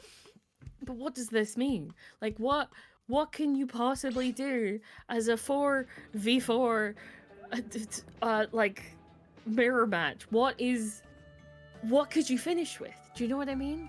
What is the most insane one? We've gone through so many memes. Well, okay, here's a question. What weapon classes? We've done roller, we've done blaster, we then did I'm already forgetting. It's brush, and then we had dualies. So what weapon classes have we not touched? We haven't touched chargers, we haven't touched shooters. We could do undercovers. You could do undercovers. You could do undercovers. That would just be stall central, though. I don't know. On tar? I don't know. Yeah, There's H3s. Yeah, I think like in terms of classes, like Brella's like whether it's an undercover, whether it's the recycled Brellas, like a full Explosher game. That could be a set or a game, I guess. Gosh, what whole bunch of tents. It's these times where you really have to think about all the weapons in the game. You go, yeah, there's everything here is terrible. Yep. Or you could have like a whole bunch of minis. Like that is some kill potential. Especially you could do the hammer thing all over again. Or we haven't gone anywhere near any of the snipers, and of course the sniper you'd have to pick is GooTuber, right? Like you just have to, right? If you had to pick one of them, I do think just like a classic splat charger or like E-leader game 5 here would be interesting. Just because I want to see who's gonna hit the shots. And if I still can't tell who's playing for featuring because half of them have aliases, but if Devin's in here and it was an E-leader game of 8s, then we're set. It would just be over. And it's undercover. They went with the undercover. Oh my god. And yeah, this is the most variety we've seen in any of the games because we're actually using third kits. Very interesting. Okay. No, this one especially, I have no idea what to commentate with this. Like, you're just shooting down who loses their shield first, or if it becomes like a 2v1 first, you know what I mean? This is so tough. Yeah, interestingly enough, only one slider. I guess it makes sense because it's not the greatest for tower, but I feel like in terms of fighting, a slider will just shred every shield in the local vicinity. But it's often for more screens and whales. Because I suppose the wheel can be very helpful specifically because it doesn't care about your shield, right? It's like just gonna keep you moving. No, yet again, undercover is like the whole point is that they keep moving, like because that's what they have to do because they've got very few like things to work with in their arsenal. Oh my goodness, this is just. Now has numbers advantage. Who knows how long it lasts? It seems to be going good. They're keeping a bit of a stagger. They need to move this tower forward, though, to get to this first checkpoint. You know, the only consistency we've seen this entire set is featuring getting, like, the first checkpoint every game. And then after that, the script has just gone out the window. Every game has been different. There's no way to predict who's going to win this. We're in a game 5. Like, it's really just up to which of these players secretly has been locking in on the undercover in opens and who hasn't actually played it before. That's really all we have to go off of. Yeah, it's like, has anyone been playing this ever recently? Probably not. Or if there's someone who like hard mained the Kunder in Splatoon 2, that might give you a little bit of an edge. But even then, like the Brella in this game, all of them just feel so different. Not the best of ways in comparison to Splatoon 2. So it's just kind of like, good luck. As I'm watching this game, I'm looking for what strategy seems to be working. I'm seeing featuring flanking a little bit more and just painting the feet of the enemy players, which does seem to be working a fair bit. You know, you mentioned that they have to keep moving, and so preventing that movement's kind of been helping. Actually seeing Chano out of position in mid while this tower's getting pushed forward. That will give Featuring the lead as they're trying to stagger in their base. Hopefully we're getting some specials from soon. We do see the screen coming out onto the tower, which will help kind of push that out a little bit. They're going 3 down. Will now get back in control if they can pick off this last player, and they do. Yes, indeed. But we were talking about this earlier when we saw this tiebreaker earlier in a different set, but like getting past that second checkpoint is kind of your point of no return here, and getting close to that third one specifically. So it's at this point, have a long way to climb to try and get to that 25-point mark. Now, it's still very possible, but we're under 2 minutes here, so they need to lock in. Yeah, anything's possible in the next 1 minute and 40 seconds when you have 4 undercover umbrellas against 4 more undercover umbrellas. And especially with a team of the caliber of I mean, obviously, Featuring is the higher seed here, but is not a team that is full of pushovers. They've already won 2 matches so far in this set. I believe we're adding an OBS browser source that's blocking half the screen right now, but we are going to continue to see trying to break in through here, and now the gameplay is gone.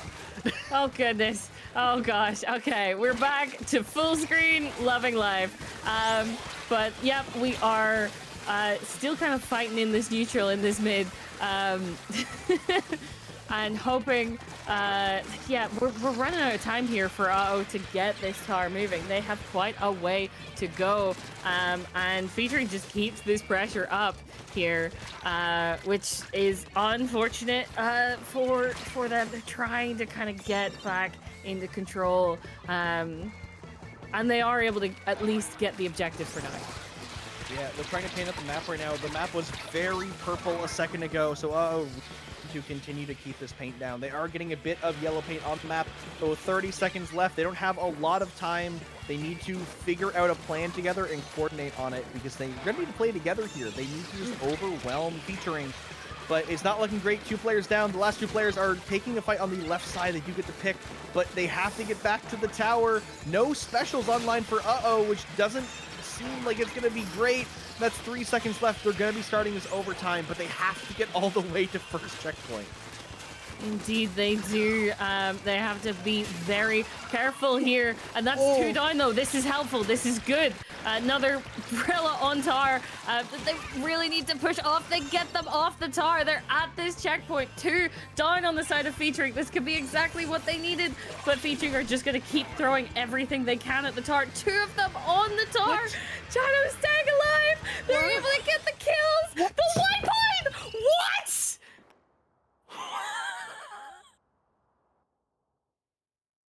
This set's not allowed to be this exciting. Why does the scoreboard say I give up? Oh my god! Taking it back in overtime in the most insane set I've ever seen in Paddling Pool. What was that? That was incredible. This is my first time commentating for anything Dapple or anything EU. Is this just what happens here? Like, I wish I could say yes. I wish I could set that precedent, but this is so out of the norm to get both like high-level teams to just agree to this kind of gentleman's agreement and stick to it the whole way through 5 matches in semis. Mental. Now, out of context, barring the last, 30 minutes that we just experienced, this is an upset for being seed 4, taking down the #1 seed in this tournament. And like I said before, I think originally it was Ips's idea to do the meme comp, and it rolled with it. So this did work in O's favor, getting them an upset, putting them into winners bracket finals, and forcing Featuring to make a losers bracket run, which realistically I don't think they're too upset about. I don't see Featuring having many issues in the losers bracket. So now the real question is, can take on blanks in the winners bracket finals to move on to grand finals, or will get knocked down to losers bracket and play Featuring a second time? Yeah, I think regardless of what happens, these two are gonna have a rematch, grudge match at some point through the rest of this. So we're gonna see them pull out their mains later. But that is insane that they did this. We love them for it, because oh my god. And also I appreciate that they just went back and forth. Look at that scoreboard. Oh well, almost. They like at least kind of did it, actually.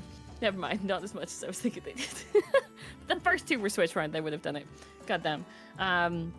But yeah, fair play to those teams, because not many would be like, you know what, let's play weapons we don't play, let's do these memes, and stick it through to game 5 of the set. Mad. Now, I feel like I need to take a nap after that set because my eyes hurt. But unfortunately, I'm in here for the long haul. However, though, Zari, I believe that is the end of your time on the mic here today. So please plug to the audience anything you'd like to plug, shout yourself out, and tell us where we can find more of you.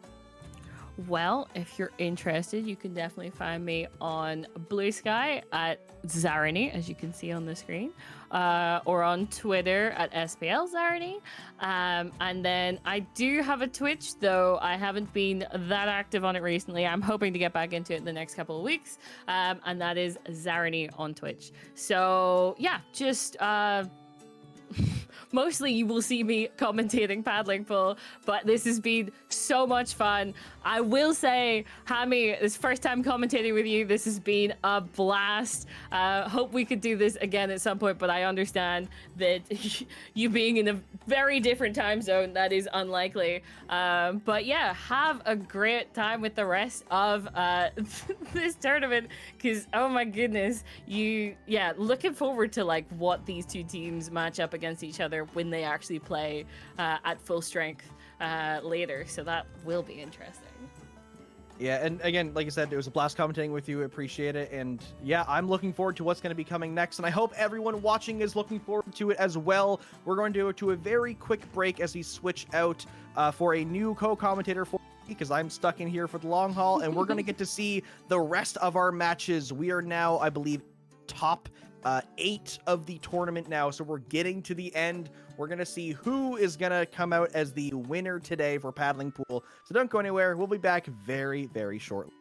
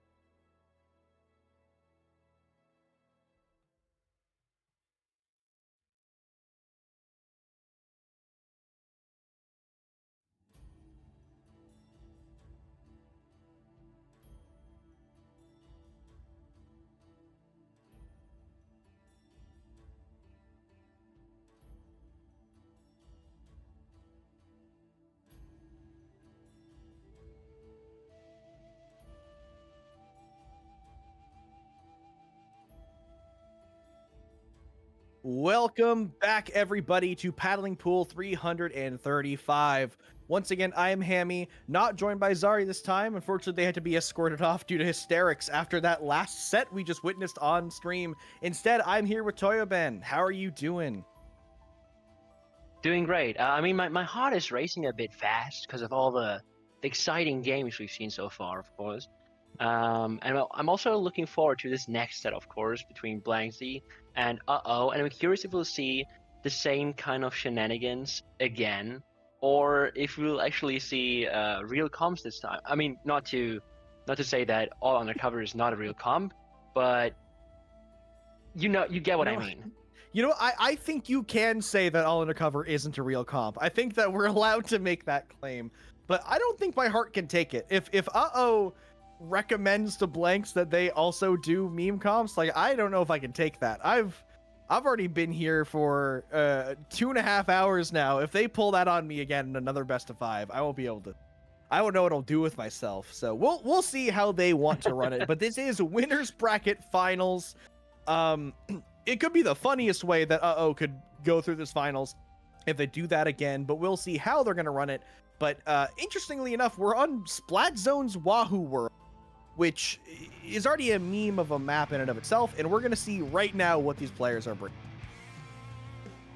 I mean, the question is, will the map be the meme or the comp? And we'll see normal comp from Blanks, and I guess also normal comp from Uh-Oh this time. So yeah, the fun is over, guys. We're locking in now, and Yes. I think it's pretty much what I expected Blanks to run. I mean, they have a edit player in Hauptner, and of course the junior coming up from Yoshi. So yeah, pretty much what I expected. We see Snipes on the leader, so no head in a zones game. Can you believe it? Yeah, surprisingly, they're opting to not run the pen, which I respect it. And yeah, both sides running normal comps, kind of what we expect. You know, the only thing that pops up to me is, of course, Mesmerizer on that lead does have the respawn Punisher, so opting for that high risk, high reward. It's not too uncommon on leader, but it's not always the necessary pick. And Blanks, though, are going to get this zone, put that bubble down. Rouge able to push away a player. That slider for some extra assurance will make sure that they will take the entirety of mid in their favor. Yep, of course now we see Blanks trying to get a stable hold going. But we see the try strikes coming out from Samage, White Breaker also being popped by Snipes. And I'm actually really curious how Snipes is going to play on leader in this set, or if he's going to stay on leader.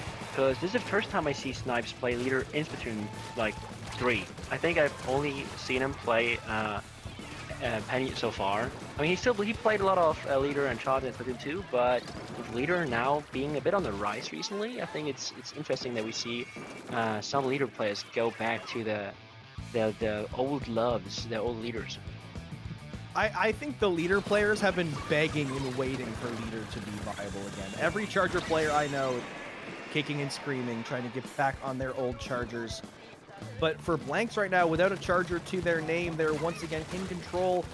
Did lose some numbers here, but playing aggressive anyway to try to keep this push going. A couple of trade outs will actually work in their favor as we have a couple players jumping back in to continue this push, looking for a lead here, but we're not even halfway through this game, so it still could really go either way. Yeah, exactly. I think that this push that Blanks just got going looked really effortlessly. Like, you just walked forward into mid, the Chatter being able to get some nice picks. But now it seems like the complete opposite. Like right now, Uh-Oh just walking back into mid, they get like 1 or 2 picks and instantly flip the zone without like a lot of dash on their side, even though they're all cooler. So that they are rushing in aggressively. We see them taking the flat immediately, but surprisingly, no one's going down. Going down, that slider going in by themselves does not get the zone or a pick. An unfortunate push-up for Blanks, working in the favor of Uh-Oh. That will likely get them the lead here. And now with a little bit less time on the clock, Uh-Oh cutting through their points. Ben, you know, how do Blanks get back in here? What do they need to get back into the zone in the next 20 ticks? Blanks really made a top of themselves right there because they used the slider and the bubble as well. Well, like both the Junior and the Tetra died. So that it seems like a very desperate push for them to get in. But just as we say that, they just walk in again, kept the zone, and they were lucky to pick off Chano there. Because Chano, like, I think was close to getting his missiles. And if the pro gets missiles and you're under pressure to push in because only 12 ticks remaining on the zone, it's not very easy to paint the zone, dodge missiles, and at the same time try not to die. But right now we see the Tetras pushing up with a nice sneaky flank. Maybe they can get 1 or 2 picks going, but they can't get taken out. And now it looks like with the strikes going as well, is pushing up on zone. Trying to cap, but Bubble's being popped, so Blank's actually contesting this time. And it seems like we still have the fight going on zone, and it's gonna get messy. Yeah, surprisingly, Blank's able to get that all the way down to 1. I thought that was going to flip in the favor of, especially with players separated. We saw Hobna on that glass, popping the soda for themselves, but 2 players of Blanks able to get picks, get those sodas, and keep that push going. So there's less than a minute left now. Don't have much of a penalty to get through, so getting the KO here is totally viable, but there's a lot of specials ready in Blanks. They got a slider, they got a booyah, and they got a bubble. They just need to find a way to get in. Yeah, and those are some nasty missiles. With all of them grouped on top right, I think maybe it could have held them for a little longer, but with strikes also at the ready, they are getting close to knocking out, and it's done. Yeah, right there you could just see that all stars aligned for at the end. They had tri-strikes ready, they had missiles ready, and unfortunately Blanks was just grouped up at the top right corner, getting chipped by those missiles, as I just said. And then they have to go to zone, so yeah, they just had to drop in there, and it was easy game for to finish that. Yeah, taking that in, clean fashion, but it was still a relatively close game. Again, Blanks got to 1 point, so it was a knockout, but it was still a 1 point match. So Blanks totally not out of the running. They still have a lot of good things going for them. And going into our next game, which is going to be Tower Control on Shipshape Cargo Co., they have some good options for this tower. They have the Junior with the bubble. They have a lot of bombs that can clear it out. They have the booyah. They've got options here for sure. Yeah, definitely. I mean, you just said it was a pretty close game. I would say it's as close as it gets. If you push to 1 and the other team, like, you don't KO, but you push to 1, it's as many points as possible were scored that game. So yeah, definitely a good fight put up by Blanks. I mean, it's pretty much old school versus in this set, kinda, because Samich, Ibs, Snipes, Chano, those are UK unks. You could say that they are players that have been around for a long time. I know them from Splatoon 2. Like, these players have been around, and Blanks, of course, being a team that has been playing Paddling Pool, other weeklies for a while now, and performed pretty well in all of those. Yeah, I would say this is an old school versus new school kind of fight. Yeah, and I love to see that dynamic of the new kids on the block versus the old school players, and especially being teams that have been around for a while and regulars in Paddling Pool. Again, I don't get to commentate Paddling Pool often because of my time zone, so it's nice to actually get to see these players in action, because these are a lot of players I do recognize vaguely just from seeing them in some of those more global events or events that are at better times. But now we are seeing looking to take this first checkpoint, get themselves on the board. Will almost get it. Mesmerizer has to back off the tower because of the crab, but will get back there, complete that checkpoint. Blanks now looking to find a way to stop the snowball going through their court. Bubble comes out from Rouge, will help give them a little bit of a point to anchor on. 2 players down, make that 3, and they're chasing. Mesmerizer does manage to jump out thanks to the soda, and Blanks, though, will be now in control of the map. Yeah, we just saw like that double play from Yushi. Like, as a junior, you always like taking that spot because it just stabilizes your hold, and you're just able to spam bombs. If there's no strikes ready or booyah bomb coming at your bubble immediately, then you should be able to defend that second checkpoint pretty well. But we're now seeing Blanks actually like setting up their first push. They have the crab ready, creating some space for the tower, but they can't seem to be able to push in front of tower very much. So now we see coming right back at them, but the bubble is carrying their push pretty far right now. Yeah, pushing it far, getting to this last checkpoint. This is what Blank's going to want to do, but hopping to the last one alive, unable to kite around that pillow because there's too many players from different angles.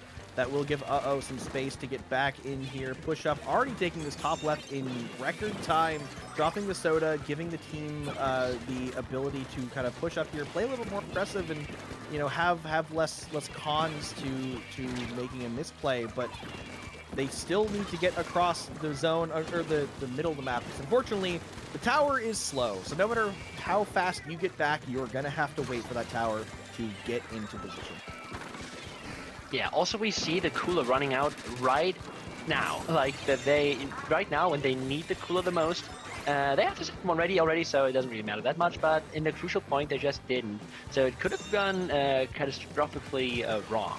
But we see Blanks being able to desperately throw bombs on tower and trying to force Ibs off the tower before they can get the checkpoint and the lead.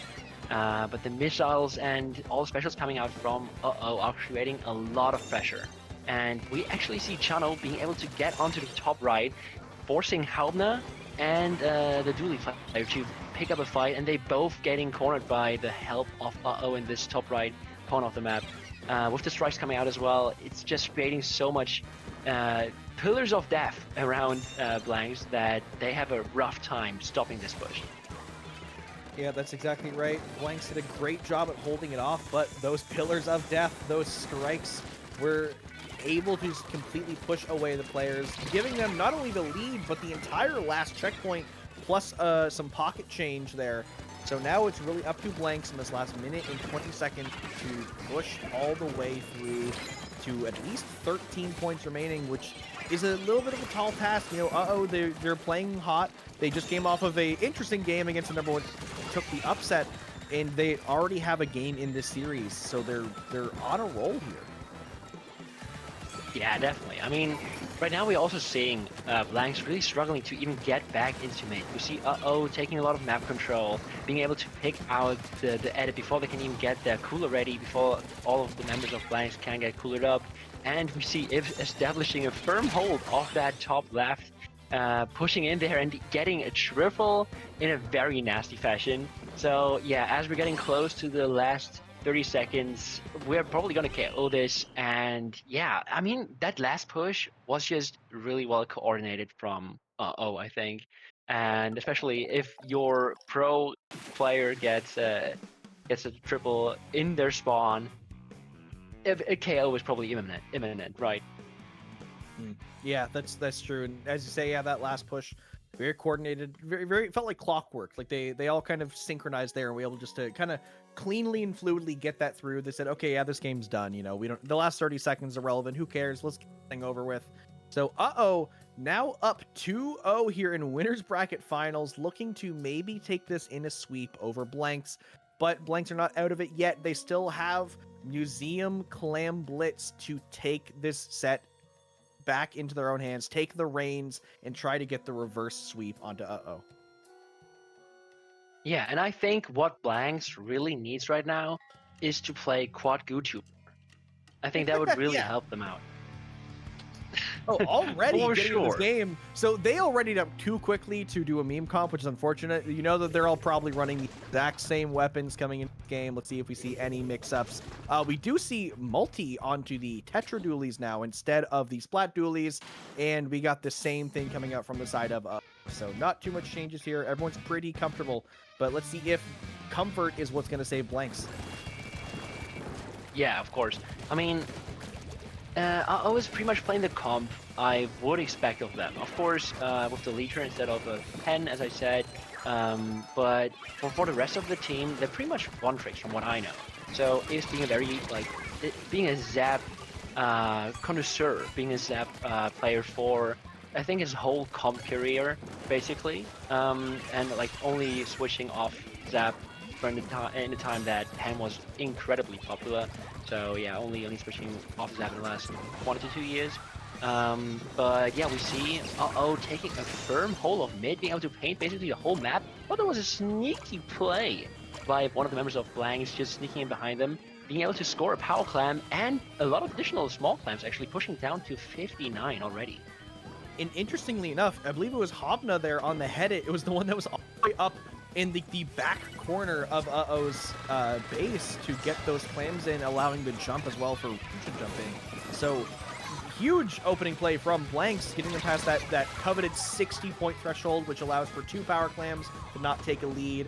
But they're starting a little bit of a stagger, getting stuck in an awkward spot. Multi will go down, giving Uh-Oh the numbers advantage and the map advantage.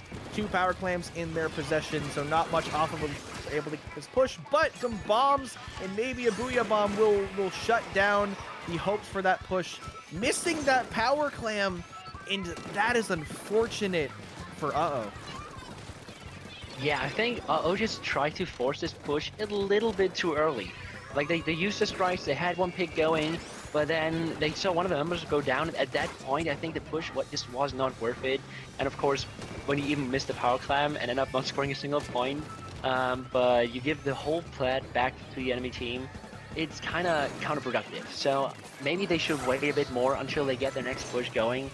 But we see this first opening pick by Snipes, and of course all members of Blanks are really grouped up on their plat. So it's only a question of time, I think, until the members of Uh-Oh really try to like really get those like 1 or 2 opening picks and their specials going again. And we see the triceps being popped, but again they're struggling to get this power clam close to the basket, it seems. Yeah, realistically, for Blanks, this game won't be winning based on completely shutting out Uh-Oh. It's can they minimize the damage that happens when they get that push. Because with these 2 power clams, and I guess now 1 because just despawned, they're going to probably get the points there, but if they can keep them from getting more points, that's the most important thing. And ideally get another push to keep things safer, and they actually might with the double flank, distracting Mesmerizer in mid to get multi in on the side, power getting generated on their plat, numbers advantage for Blanks. In like a quick few seconds, this map has flipped completely.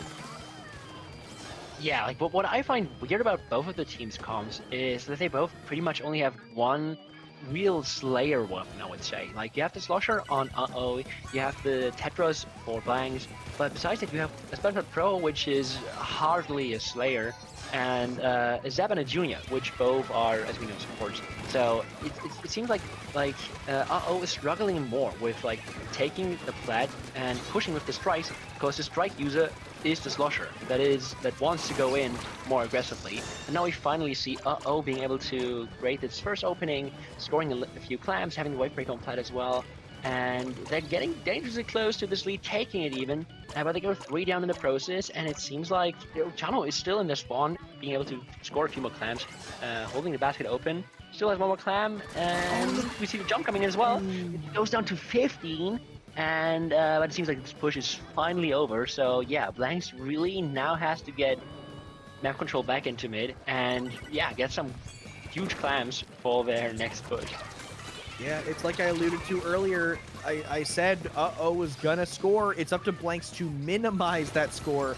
Weren't able to do that. There was a lot of clams online, plus the pity clam, and Uh-Oh got it all the way to 15. And they did the same thing Blanks did. They crossed over the spinner onto their top, platform area and managed to just keep scoring clams, get some jumps in. But it was just more effective the way that Uh-Oh did it. They had more clams in the bank, more online. And now with 10 seconds remaining, Uh-Oh just need to hold Blanks back and doing a great job at it. This map is looking pretty purple. Multi overextends, gets picked off for it. 2 players down for Blanks, and they're not going to have a way to get in here. They have a pity clams. They will get overtime, but I think we're just going to count down straight through here. We're not going to see much of a push coming. Yeah, I think they just sit this out in mid, they take 2, and of course the leader being on top mid is such a commanding presence. Anyone peeking out of their plat is pretty sure to get picked off, especially with a charter player of Snipes caliber.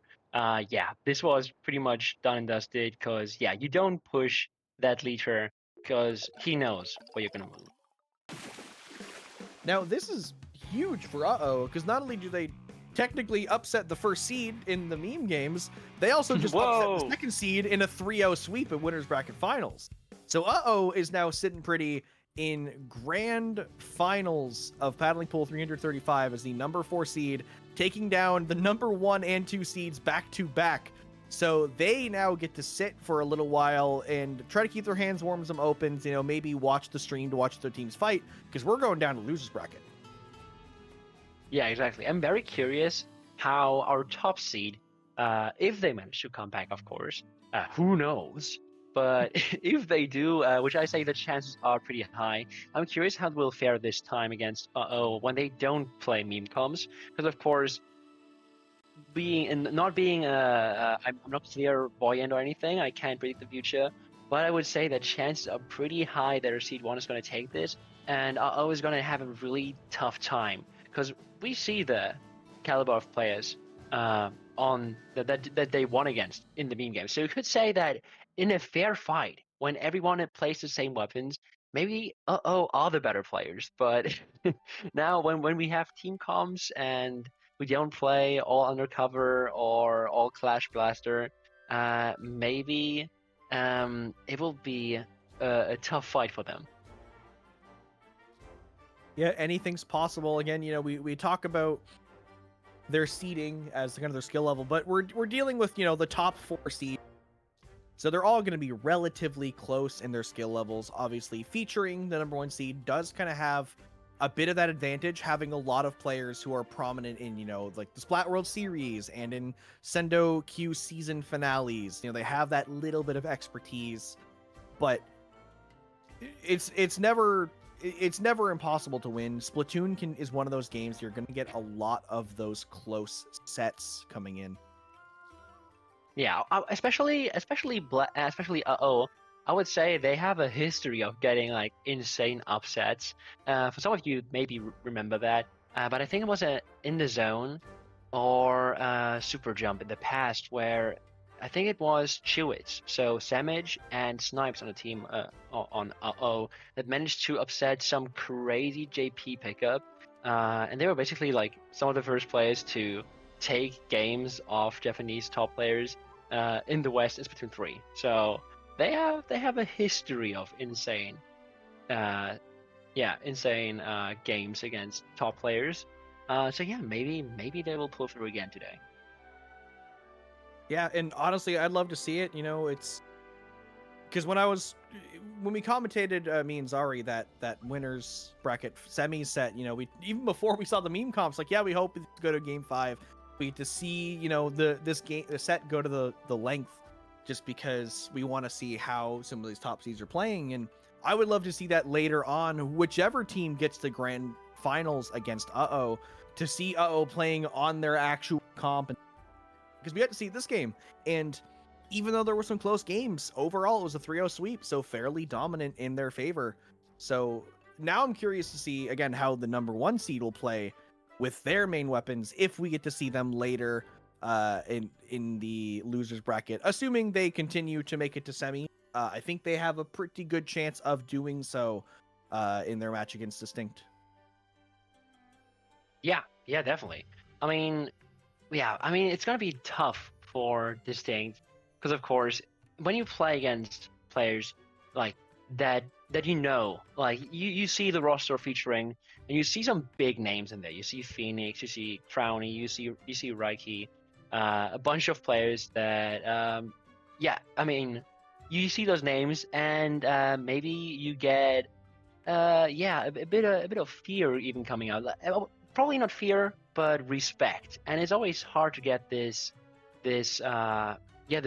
thought of, those are some insane players out of the back of your head when you play. So yeah, we will see how Distinct will deal with that. Yeah, and time will tell as we get into those different matches. Now, I do believe we'll be going to a quick break here as we're waiting for losers bracket semis to start. Just waiting on a round 6 losers bracket game to finish up before we have our next game. So go get some popcorn, because we've got our last 3 sets, potentially 4 if there's a bracket reset, of Paddling Pool 335 coming up very soon. So go get some snacks, go into the washroom, because you're not going to want to miss these last couple of games. We'll be back very soon. See you in a minute.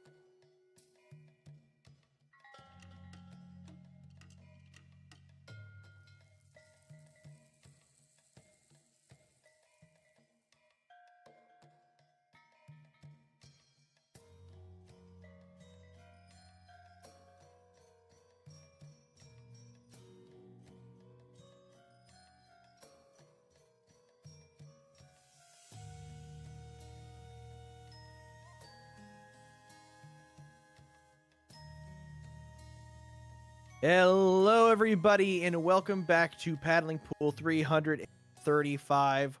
Once again, for the millionth time, I am Hammy Toyoben, and we are looking at our losers bracket semifinals match between Featuring and Love, maybe. Again, these teams are slowly spelling out like half sentences with their team names. But these are the two teams we were seeing. We've seen both of them play already on stream, so some names we should be familiar with, but we never actually saw Featuring play real comps. So curious to see if we'll see some actual strategy going into the team building. Yeah, maybe, or we finally commit to the inner goober, and yeah, we maybe see some other interesting comps again. But yeah, I'm curious if we'll see another gentleman's agreement, or this will be a quick sweep potentially, because yeah, Love maybe is up against a true Goliath right here. Yeah, this is a match that should be in the favor of Featuring, being your number one seed. Again, a very stacked team with 8 players on the roster, so really bringing in the heavy artillery here. And going to our first game, Zones on Hagglefish Market. I believe, is this the first time we've seen it today? I can't quite remember at this point. It's been so many hours that I've been here cycling through all these many teams and many maps, and the meme comps threw me off. I was completely normal until the meme comps happened, and then everything went out the window. But Hagglefish Zones, a tried and true map, like the Zones map for the longest time. So everyone's going to be in their comfort zone here. So we really get to see if Love maybe can lock in and fight back against Featuring. Yeah, I mean, it seems like those meme games took some games of your life, some years of your life, some games of your life. But yeah, as you mentioned, there's 8 players on Featuring's roster. I don't really know the reason why, because Phoenix has 29 peddling pool badges, so he doesn't really need to badge farm anything or like be as a sub to get the badge of this tournament. Because I think he's won peddling pool enough times for the rest of his career, maybe even. But yeah, 8 players really is a lot, especially when you consider that all of those 8 players are very much close to top level or top level players. So yeah, this is definitely gonna be a hard time for Love maybe, but we'll see if they manage to pull up a fight. Now, With leader, attend, zap, and sword combo. So yeah, really interesting comp as well. see, a little bit to break down on the side of Featuring, because they've got the paintbrush, they've got the Zuka mini, they've got the bee flux, or the milk flux as people like to call it, which is already going down, unfortunately. So Love maybe will get the numbers advantage here, walk through, but yeah, a couple of decisions being made on both sides in terms of these weapons. Yeah, I mean, you're right. I was so intrigued by the 10 plus sword combo that I didn't see the mini paintbrush sword and milk bow on the side of Featuring. But yeah, Featuring taking a hold of zone here, finally clearing up the court, and also of course just painting everything they see in the yellow color, pushing into the spawn with the weirdest comp potentially we've seen today, is second to the meme comps probably, but this is not a comp you would usually see Featuring play in a tournament, I would say. Yeah, and now I believe a Booyah Bomb has painted the zone, so nobody is in. He was about to talk about how Featuring were counting down, and there is the recap from the Reflux. Now, looking to get back the zone is Love maybe, but maybe not, because they will be getting picked off by the Zuka, trying to get this flip, but just getting prevented by this mini Splatling. The Booyah is going to actually let Featuring get the zone, as they had to charge at the Booyah, but Love maybe will finally get that cap, try to get back into this game a little bit, but they're gonna need to find some solid picks here, because Featuring are not pushed out just quite yet. Yeah, there was a really messy retake, and especially like those fights all over the map, really like always 1v1s. No really coordinated team fights going on. But yeah, Love maybe desperately got hold of that zone. And they really had to, because they got close to that 20-point mark, and below 20 points you really start to feel your heart pumping. So yeah, right now featuring again, the paintbrush being a bit of an annoyance below the roof, just running over the map, and being anywhere but with their teammates. Yeah, you're gonna need to play with those teammates. Love maybe not able to get the zone or get the lead off of the zone. Featuring will be back in control, throwing in some booyah bombs, torpedoes, and the like for good measure. Goose looking for a way to get in here. Can't do it with the tent. May be able to do it with that Zuka, and slowly make their way forward. Where did the paintbrush just come from? They just appeared and exploded on top of the shield. That will give Love maybe a way in here, trying to get the zone before Featuring can get to this penalty, but there's just no cracks in the defense from Featuring. Yeah, and slowly, Love maybe needs to get picks, and they need them fast, because they're down 2 again, and they're going below the 10-digit point mark, and yeah, it's going to be really desperate, but they cannot get to zone in time, or get the paint there as well, and so first game goes to Featuring with a very weird comp, but it doesn't seem to hold them back a lot. Yeah, Featuring running some goofy weapons in terms of, you know, what's meta and what's strong. I mean, I'm a Reflux player, so I gotta respect the Reflux pick, but that's just me. But you know, they didn't leave any holes in their defense. Like I said, Love maybe was just putting on the pressure, but they couldn't find a way in. The Zukas didn't get them in. The tent shield couldn't. You know, they couldn't get the booyah to push people out. The Agora Hills on that leader couldn't find any of those decisive picks. So they just need to find a way in. And there are many solutions to that problem, but they have to find the one that works against a team like Featuring. Yeah, 100%. I'm curious if we'll see another weird comp, potentially even the same weird comp from Featuring, or if they decide to switch things up. Because I wouldn't say that the comp, I mean, the comp itself is definitely goofy, but the weapons aren't. Like, those are all very solid mid tiers, some even high tiers. I mean, a sword is still a great weapon. And so I wouldn't say that Featuring was memeing in that game, essentially. The comp definitely is something you don't really see, but all those weapons are still good weapons, and in the hands of good players, I think this just shows the gap in skill maybe potentially between those two teams. But with Rainmaker, we'll see. I mean, Rainmaker is a weird mode, right? Like in Rainmaker, I would say almost anything can happen, almost like in Clan Blitz. So yeah, I'm curious for the comp that Feature's going to play, and I'm also curious how Love maybe is going to handle it in a different mode that isn't zoned. Yeah, it will be something that'll be curious to see. Again, I don't see Love maybe switching up their comp because it's kind of what we've seen from them previously in this tournament. So it seems like that's kind of what they've been sticking to and what they're good at. And, you know, there was hope for them in that first game. This wasn't a stomp. You know, they have the way to... They have avenues to win this game. They just need to find a way to prevent Featuring from doing what they want to do. A couple of switch-ups from the side of Featuring. Actually, some switch-ups on Love maybe as well. Notably that S-Blast coming in. So a couple changes to strategies here.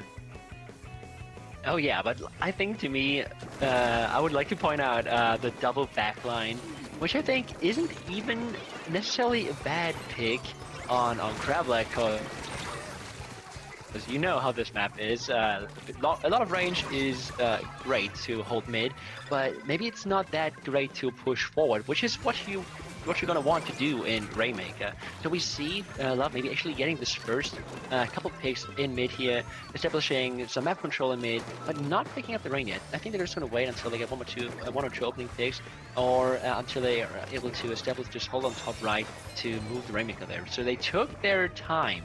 But was it too late? No, they get like checkpoint. It did work in their favor. I do respect the patience. You know, as you said, they don't really have that strong frontline presence with this comp, so Love maybe realized that they can take their time. No one's going to rush them down if they have to stall for a little bit to find the prime opportunity. Getting all the way to 30, even through that vacuum, was definitely really good. $sign here on the side, trying to push through in the left, but does get called out, will jump away, pulling some of those whales to the mid, but I believe the Rainmaker should be resetting soon, unless it's not popped. Yes, it will be resetting there up in the top. Love maybe still in control of the map, and with that pick, will keep that hold for a little bit longer.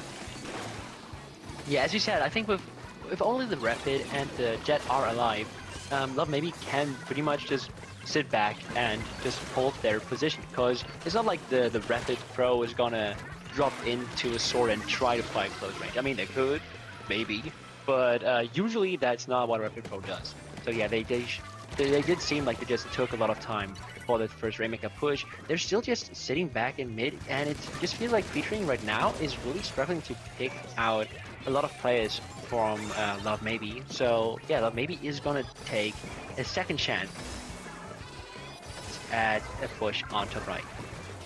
Yeah, and that's exactly what they have to do, especially with this massive lead. They can just poke and prod at Featuring, wait for those opportunities, such as 3 down, walking towards it, there's no paint on the pedestal, but it doesn't matter. They have enough time and enough space to get it done. And Love Maybe just, without losing a single point to Featuring, will take that game in a knockout. Yeah, I think actually this double backline ended up really hurting them. Or maybe it wasn't the double backline, but also having the mini on top, so you had 3 weapons that don't really go in. Like, even Paintbrush is not the slayer, the main slayer you should have on your team, right? So yeah, with a bit of an unfortunate weapon comp, I think it just really had a hard time in trying to take space in a mode that really requires you to push into the enemy half, or just even try to push into mid. So yeah, they just seemed like they really couldn't get a hold of the map at any time in this game. Now, what I'm curious about, we've seen Featuring, the #1 seed, a lot of high players run the meme comps in a best of 5 and end up losing game 5. Now they're in losers bracket semis, and they're on set point, and they've been playing, you know, some non-traditional comps. Are we going to see them play something more traditional in this game, something that may have a more tried and true methodology behind it to win this game, or are we going to see them play something kind of goofy again? I mean, I expect them to. I think they just wanted to raise the stakes a bit, right? It's a best of 3. I mean, we can lose one game and it doesn't really matter, right? But in this last game now, in this best of 3, it does matter, because who wins? The one that wins moves on, and the loser, since we're a losers bracket, is out of the tournament. And I don't think that Featuring wants to end this tournament without winning it. So I think this time, I'm confident that we'll see an actual comp, or their normal comp maybe, from Featuring. And we And do see, I would say, yeah, we do. Yeah, definitely more traditional than what we've seen previously. You know, we have strong picks. I mean, just picking a pencil is already a step in the meta direction from the view of a lot of Western players. So I would say this is definitely a more traditional comp. This may be a much stronger game for them, and Love maybe are going to have to lock in and really try to win this game, because Featuring don't want to get knocked out here. They're aiming first place. They're not looking to get knocked out here. Yeah, definitely. I mean, that was a very unfortunate jump by that Zap. A bit too aggressive, but I think one weapon that's still interesting to me on Featuring's roster is the Crab Dread, which I mean, I don't really see a lot. But yeah, in Tower Control, Inkblot, I mean, Slosher is a great weapon on this map. I really enjoy any Slosher on this map because of the way you just can Slosher over so many ledges. But Crab as well for Tower Control, and Reef Slider, double Reef Slider being a bit of a, yeah, not as good in Tower Control as compared to Zones. So I get why they maybe decided to pick Dread, but I don't really know why they would play Dread over a normal Slosher here. Maybe because they like the Crab over Strikes. Yeah, it could be the comfort pick of just the main weapon. It could be because of the specials. There has been a lot of the Horns Dreadbringer notice ever since it came out. You know, Shara hopped right on it, kind of popularized it in a bit of the West, and a lot of people took a liking to it because it does seem like it plays fairly well, and Dreadbringer can be a very fun main weapon. But in the meantime, Love maybe do get numbers, start a stagger, but haven't started a push yet. The Booyah overextending just a little bit, getting out of position. There's going to be 2 players down for Love maybe, and potentially make that a third, but no, actually just barely clutching out of the fight. Proto does manage to take down WW, and this first push not going the way Love maybe wanted it to, but they didn't lose control yet, so they still kind of have an opportunity here. Yeah, I mean, Love Baby just got to that first checkpoint and then was like, oh, where do we move from here? Because nobody was on plat, nobody created any space in front of tower, so it was really hard to keep the objective moving. And we luckily see the pick on the tower, so the push of featuring is gonna potentially not go that far with 2 members down already, but still, right now they're just waiting for jumps to come in, I guess, and then we'll see potentially a second attempt of featuring pushing this tower closer to the second checkpoint, with the Devils actually pushing top left, being Bullard, trying to take a lot of space, but the leaders listen on really, really quick and shuts down that attempt. Yeah, very, very fast. And that Booyah will also be shut down. Actually managing to get out of there and survive despite the whole team looking at them. Now Love maybe tossing out a Booyah of their own. That will be numbers of managed for Love maybe. Never mind, that's 2 down and a crab and the wipeout. That is an unfortunate spot for Love maybe, as now you already have 2 players of featuring going into your spawn. They got sodas, they got tower control, and they are looking to extend this push to the second checkpoint. And this is game 3. Loser goes home. So you really don't want to give featuring this much leeway this late into the match. Yeah, with 2 members down on Love maybe again, this is going to be tough for them to come back from, because you have the caliber of players on featuring. You know, this is your demise if you lose this game. You're out of the tournament. Yeah, a lot of pressure coming on the players of Love maybe now, going down to single digits, and it seems like they're throwing everything they can at the tower, but it's just not enough. So featuring taking game 3, making it close, but taking game 3 and moving on to losers finals. Yeah, pretty clean win there for featuring. Not really too many hiccups that game. You know, there was a bit of a push and pull between them and Love maybe, but ultimately they kind of just had control of that last game. And that will put them up into, as you said, losers bracket finals. They will be going against our number 2 seed. Yes, number 2 seed Blanks. So this is one of those matches where these potentially are the top 2 strongest teams of the tournament based on seeding. And so this one could be an interesting match to see. Yeah, definitely. I mean, as you said, these are our top 2 seeds, but I'm first of all curious, will we see featuring going back to the shenanigans again, trying out weird team comps, or will they try to just get through this as fast as possible and maybe try to get knockout after knockout from here on out? So yeah, that's gonna be interesting. And of course, if they decide to play their actual comp, are we gonna see if they're like how big the gap between those high and top level players is to a team like Blanks?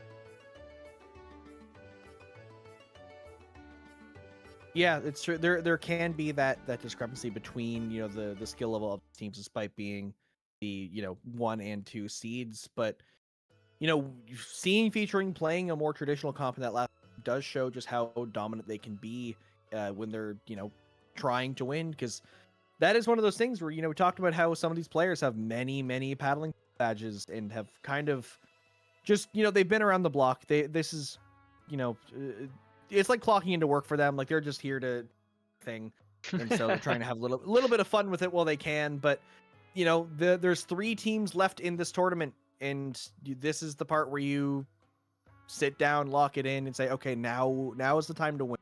No more meme comps. No more like playing like weapons that we aren't as comfortable with. It's time to start winning these games. Yeah, because like at the end of the day, they still sign up to win. Like there's no doubt, I think, that they don't want to get resulted by anyone in this tournament. So yeah, I think the closer we get to featuring potentially getting kicked out of the tournament, the more we're going to see them lock in and play to their full potential.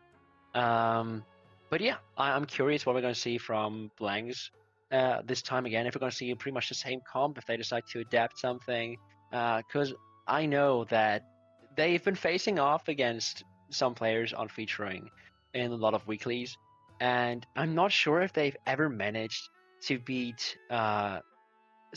someone like Phoenix or Devin on the roster featuring. So yeah, I'm curious if they'll manage to get this the upset this time. Yeah, and now that I'm wondering too, because featuring does have 8 players on their roster, and so we've seen, unless people just change their aliases, we saw different players in the winners bracket semis streamed set versus this losers bracket semis set. So yeah, there is the possibility that in this losers bracket finals game, they're going to switch up their roster again and bring out somebody different. You know, they have a lot of strong players who have a variety of weapon pools on the team, and they can kind of whip out anything against blanks, assuming that all 8 players are here to be playing and they're just subbing out between games. I don't know what their setup is for that many players, but it's totally possible we can see someone like Devin 4K come out with an E-leader and just try to fight blanks from a range.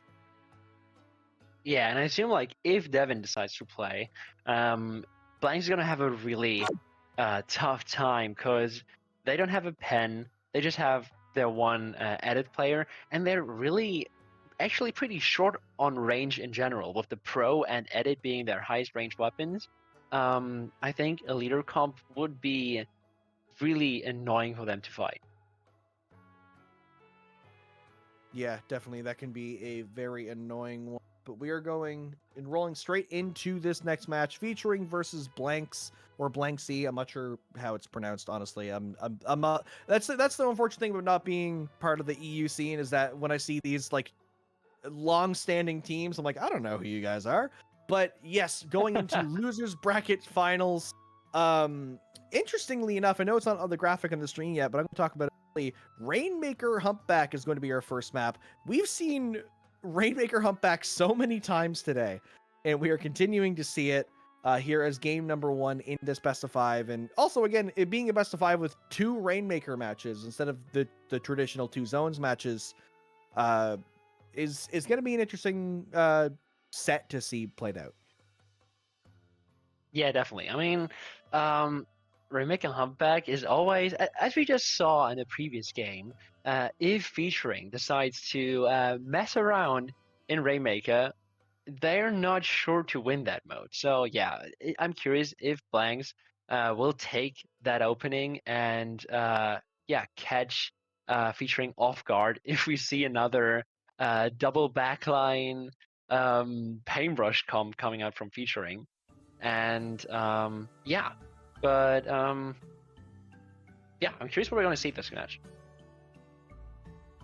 Yeah, there's a lot of possibilities, again, because we don't really know how we don't know how seriously featuring is going to play it, and we don't know what players they're going to be bringing. So for Blanks right now, it's a total wild card they're up against, and they just need to sit down and do what they know works best. I think a lot of the players on Blanks do kind of have those weapons that they've really put in the hours on, and they know run it.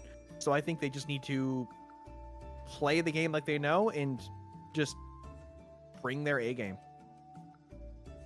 Yeah, as you said, I mean, it's pretty much an unopened box, because we can't predict who's gonna play on featuring or what they're gonna play, because they've been surprising us nonstop this whole tournament. With Blanks C, we can with Blanks, we can predict the comp because they've been running steady with the same weapons pretty much the whole tournament, with a bit of variations with the dually with the Tetra players switching over to dualies and tower control. But except for that, we can't really predict much for featuring, and we see a pretty normal comp. I mean, Ballpoint is an interesting pick, but it's the vacuum one coming out from Sab. And so we have a Dapple, a pink red ringer, another Dapple, and a Ballpoint. Double Dapple. Interesting, I would say. Yeah, bringing 2 Dapples is interesting, kind of reminiscent of odd Dapple comp we saw earlier. But yeah, featuring already just making their way right to this checkpoint, not even 30 seconds in, no ifs, ands, or buts about it. But wasting some specials as well, featuring have the vac out now, trying to push in through it. They do also have a slider on the ready, and they don't actually get it out. Instead, a slider comes from Blanks, and featuring causing a scramble in the corner, putting 2 down. They're not wasting any time in this set. I mean, you earlier said they were wasting specials. I was thinking they were using them pretty efficiently because they've been taking this Fled with a lot of force, and even with specials coming out from Blanks, they didn't give up any space. So yeah, still right now, members going down on Blanks, Sploosh going down again, and featuring continuing this push to get close to the 10-point mark, but finally Blanks able to drop the Rainmaker and immediately starts the counter push on the right side, and it doesn't seem like featuring is able to hold them off the first checkpoint in time, because they were still regrouping and trying to get to the other side of the map essentially. But now, yeah, we're seeing this full force coming out from Blanks and returning the favor and instantly going for the knockout. I don't know where the members of featuring were that game during the counter push at the end. So yeah, what happened? So I think Seb was in mid because I saw the vac shot come from mid and like shoot at the checkpoint and then didn't get any value. So their back line was stuck in mid. I don't know what happened to the rest of the team, the two Dapples and the Dreadringer.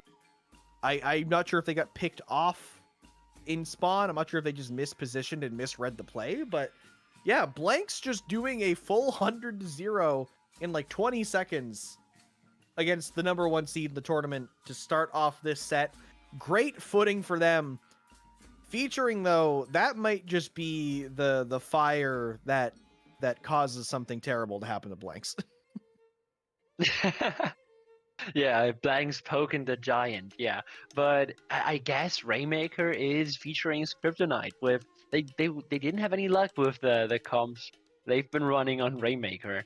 I wouldn't even say that was necessarily a meme comp from featuring, because I did see the vision, okay? I know you guys in chat potentially don't, but I saw the vision. I mean, we've been seeing Dapples more and more. It's not a bad weapon. The wall point is a bit weird, I admit. But still, it's a VAC and Rainmaker, right? Like it's not like this is a bottom tier weapon by itself. But essentially, I think what made featuring lose this game was just positioning, because they were nowhere to be found as soon as Blanks got past that first checkpoint. Yeah, that first checkpoint just completely flying through. And it's interesting to see, like, again, how featuring got the first checkpoint within like 30 seconds. Blanks, the checkpoint didn't stop them at all. The checkpoint really in Rainmaker has always been a curious thing to me, because sometimes it's the end all be all of you will never progress, and sometimes it's irrelevant completely. It turns into Splatoon 2 Rainmaker very, very. But now, getting into our next game, Clan Blitz on Museum Delfino, and the comp from featuring is a little bit scary. Yeah, I mean, we're seeing the members of featuring playing their, I would say, actual weapons. We see Zap on the pen this time, and I would say in general, featuring is having a range advantage on this map, because Museum, this is a pretty open mid, this is a very open map. So yeah, this pen is going to be really annoying to fight for Blanks to try and get map control in mid. So yeah, this is a tough task, because essentially only the Tetra player is the front line for Blanks, and they need to pick out the pen if they want to stand a chance of getting map control. And just as I say that, featuring is pushing deep onto Plat. They don't have any specials ready right now. Just as I say that, they have strikes, they pop strikes immediately, and they have a bunch of plans ready to go for this first push. So yeah, they're gonna crack basket open, but with 2-3 members down, it doesn't seem like this push will keep going for very long. Yeah, Blanks did a great job at preventing that push and stalling it. A single bomb made a player featuring drop down off of Plat. They threw the ball up and missed, and it landed back in mid, and then that was enough to get Blanks back in. Only take one power clam to the basket, and that's it. Giving them a pity clam, so effectively not a huge value for featuring, especially if Blanks can kind of get back in this game here. But featuring is already playing the aggressive game once again, pushing up, preventing that soda from being grabbed by most of the players, and just starting to lock Blanks back in their spawn a little bit. Oh, never mind, actually, the stealthy player with double power clam coming in And that is unfortunately not a lead because whoever picked up the pity clam, Hobna, I believe, did not super jump in time. Yeah, I mean, unfortunate play, but at the same time, very lucky that Tetra even got through to that point to be able to give a jump, because I wasn't aware they moved there, and it seems like members of Featuring also weren't aware of that. But yeah, as we say that, Featuring able to get map control back in mid pretty comfortably, charging specials, they have Brio ready to go, they have Slider ready to go, the Dapple is moving close enough to the basket to be able to give a jump, and we get 2 clams into basket, but not a lot of small follow-up clams. And with 2 members down, this push, yeah, is over again very fast.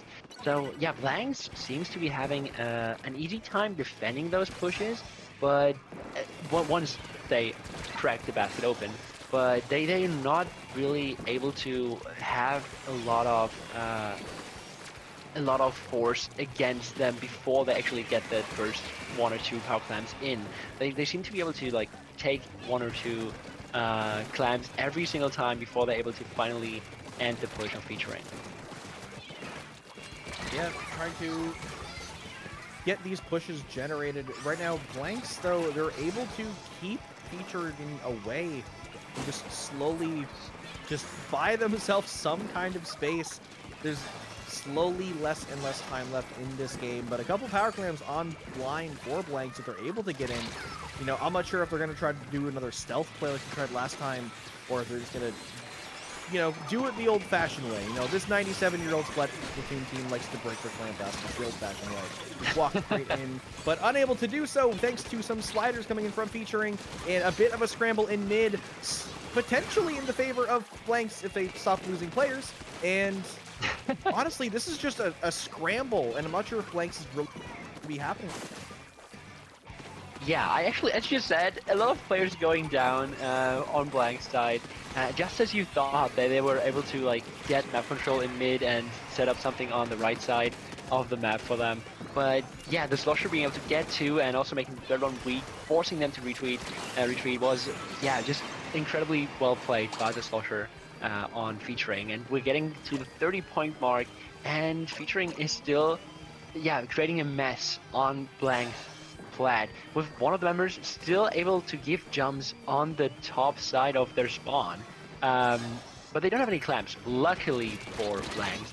So we now immediately see the jump to try and force another pity clam in, but I mean, they do get 1 clam in, maybe even 2. I didn't see that, but yeah. Those jump pushes are a sign that Blanks was very desperate.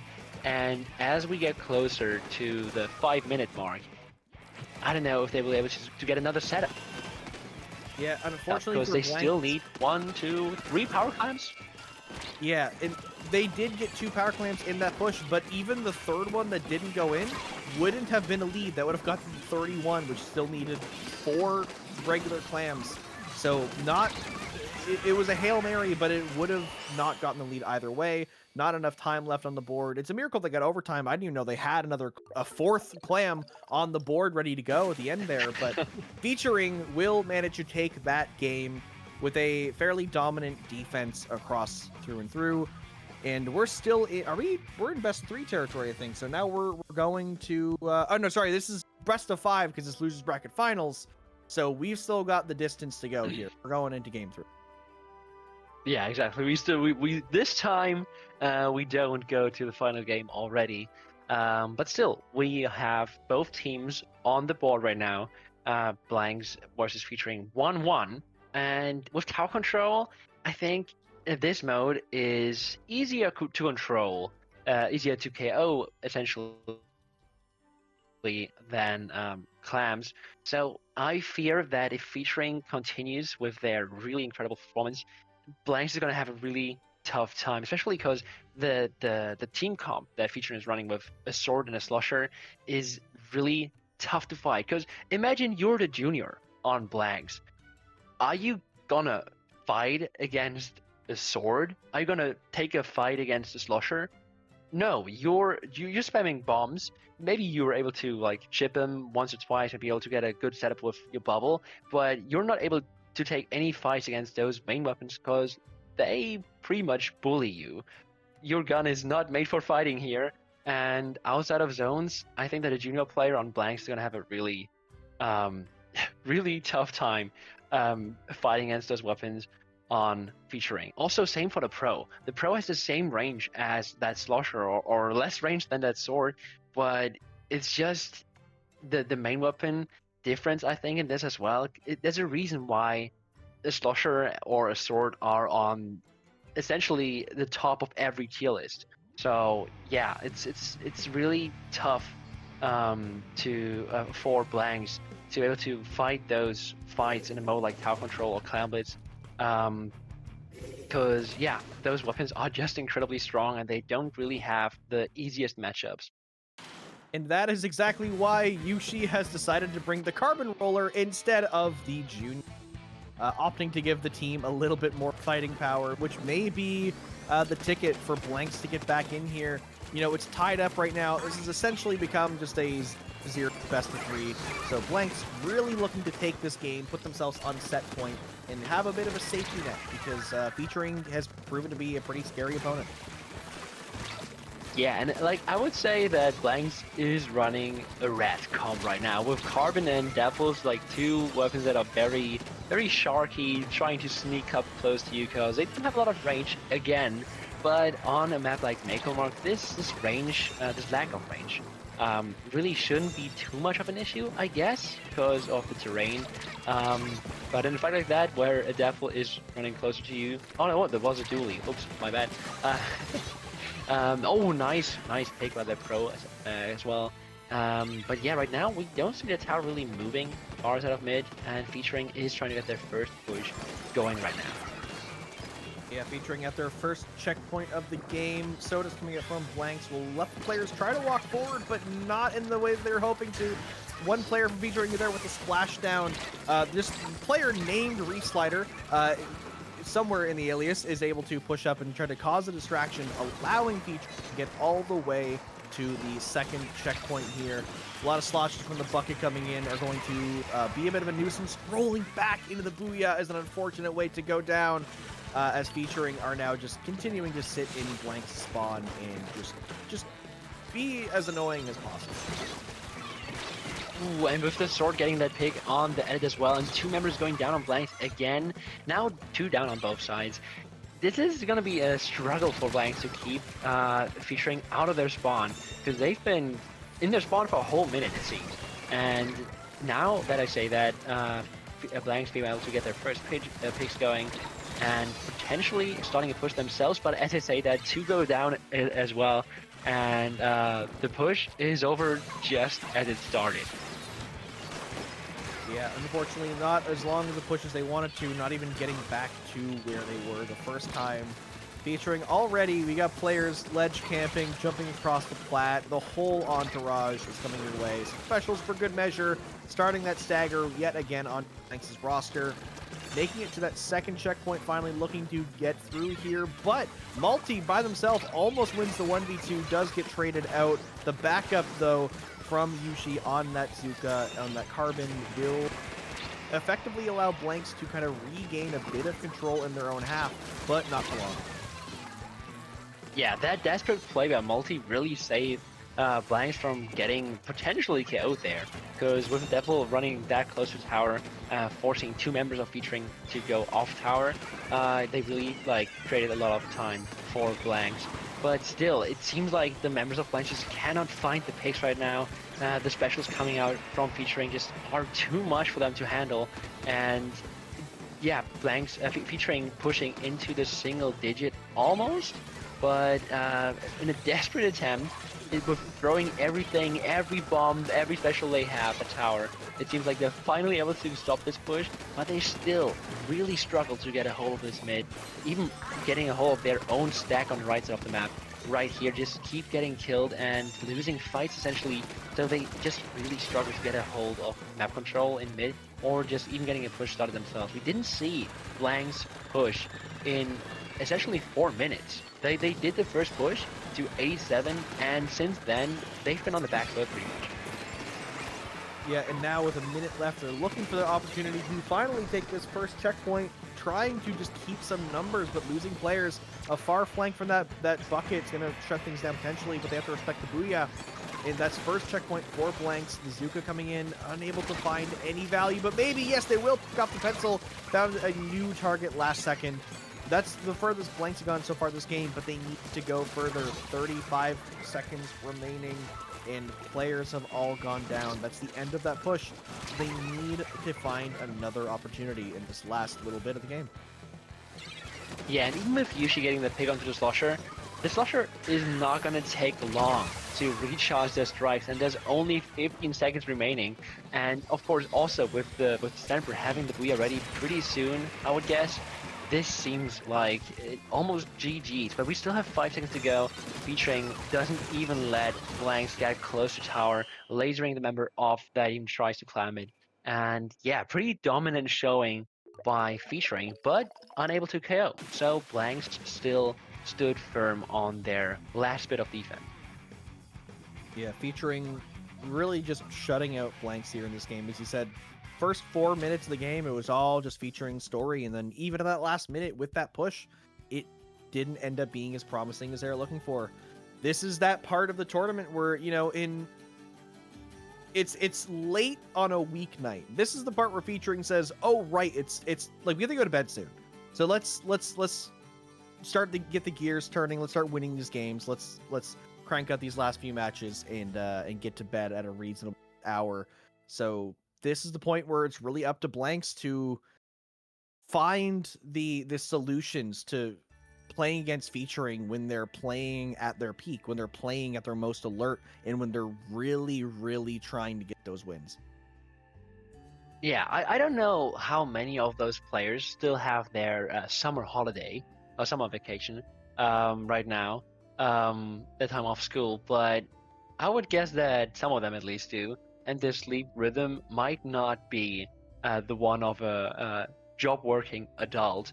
So some of them I think are used to playing at very late times. If I remember the times I used to play Sendu Q, or I mean not Sendu Q, but tournaments, even NA times like 5 in the morning during during summer holidays. Yeah, I'm not sure if they have the same sleep rhythm, but we'll see. And we'll also see what the Hydra will be cooking on Black. So we see a Hydra and a Junior. We see Double Bubble coming out, but it's zones, it's Hagglefish. I would say that Double Bubble on this map is not that bad. Yeah, I've seen a lot of double bubble comps on Haggle zones before. It can be annoying. The first bubbles will get you into the zone. The second bubble says, no, you can't even paint the zone. And so if they're able to do that effectively, it can work out very, very well for them. The side of Featuring, though, does have strikes and a slider, so things that can pretty easily shut down those bubbles if they have the correct positioning and the correct special timing. So yeah, Blanks opting into that double bubble strategy could do them wonders if run effectively. Yeah, I mean, we see two different philosophies, like, playing here. We see two bubbles and a Booyah, like, all specials that just try to make you waste your resources. Just throw your strikes at the bubble, throw your Booyah at the bubble, maybe try to even shred it with a reslider. But yeah, on the other side we have this comp with essentially 3 recap specials: strikes, Booyah, reslider cheese. So yeah, those two philosophies of comp building clashing here, and yeah, we see Featuring so far not being able to get a clean hold, but this time, for the first time, pretty much wiping Blanks off mid and getting a lot of paint down, getting a special charge, and even forcing this pick onto the plat. Will be able to get a pick. They even get 2, and yeah, this is a tough position for Blanks to be in. Losing 2 members, losing 3 members in the process, and Featuring now taking full hold of their like spawn essentially. Yeah, this is a a very dangerous spot for Blanks, having two members of featuring, actually move the third one all the way up into your spawn, cutting through this point remaining total, 30 points remaining. Specials have to come out just to try to clear featuring away. Can't even use them to get back into zone. You have two bubbles. There goes the first one. It blocks the first half of the zone. Don't even need the second. Blanks manages to walk forward and get that zone back in their favor, but featuring is still right on the cusp of the zone. They have to try to find a way to actually clear these players out. Getting rid of that bucket is a beautiful first step. Yeah, I mean, that play by the Dapples with the flank on bottom left really enabled Blanks to get this hold pretty easily, only popping one bubble and not even having to use the second one. But I think that we will see Blanks just really struggling to hold the zone, because again, we have a Junior, we have a Dapple with a Pro, we have a Hydra, all not the fighting type of gun, I would say. And on the other side, we have a gun like a Slosher or a Sword and a Dapple that all pretty much outclass all members of Blanks when it comes to taking fights. So essentially, Blanks does not stand a chance winning one fight and just has to rely on picking off members of featuring when they don't pay attention with maybe a bomb from the Junior or maybe the Hydra lasers someone out from a distance. But outside of that, I just don't see how Blanks will be able to like come back into this. Yeah, they're gonna need to come back into this pretty quickly because they're running out of time. Already just running forward straight for the zone, but here comes that slider. Will prevent that bubble. It doesn't pop it, but does kill the player inside. But that's a numbers advantage for a short bit for Blanks. Both teams trying to paint, but the jumps for Blanks will give them just enough firepower. There's a minute left, and they have given themselves a penalty to work with. And they actually get the numbers here. They win that scramble in mid, just leaving their pencil player Seb by themselves. There comes the Sodas for Blanks, and now all of a sudden, Blanks managed to get control of this match. Thing is, like even with the Soda pop, what are they really gonna achieve with that? Because the only member going in is the Devils, and the rest of the team just has to sit back and try to hold zone against a Slider going in, a Booyah going in, a Strike going in. So it seems like Blanks, when they have mid, just really struggle to extend the control they have of the map. And right here we see like the exact contrary to that. We see a Pen pushing up together with all the front lines. We can see Booyah being popped, and we just see the difference in main weapons, I think, in this game portrayed pretty starkly. And featuring being able to push to single digits here, getting close to this KO.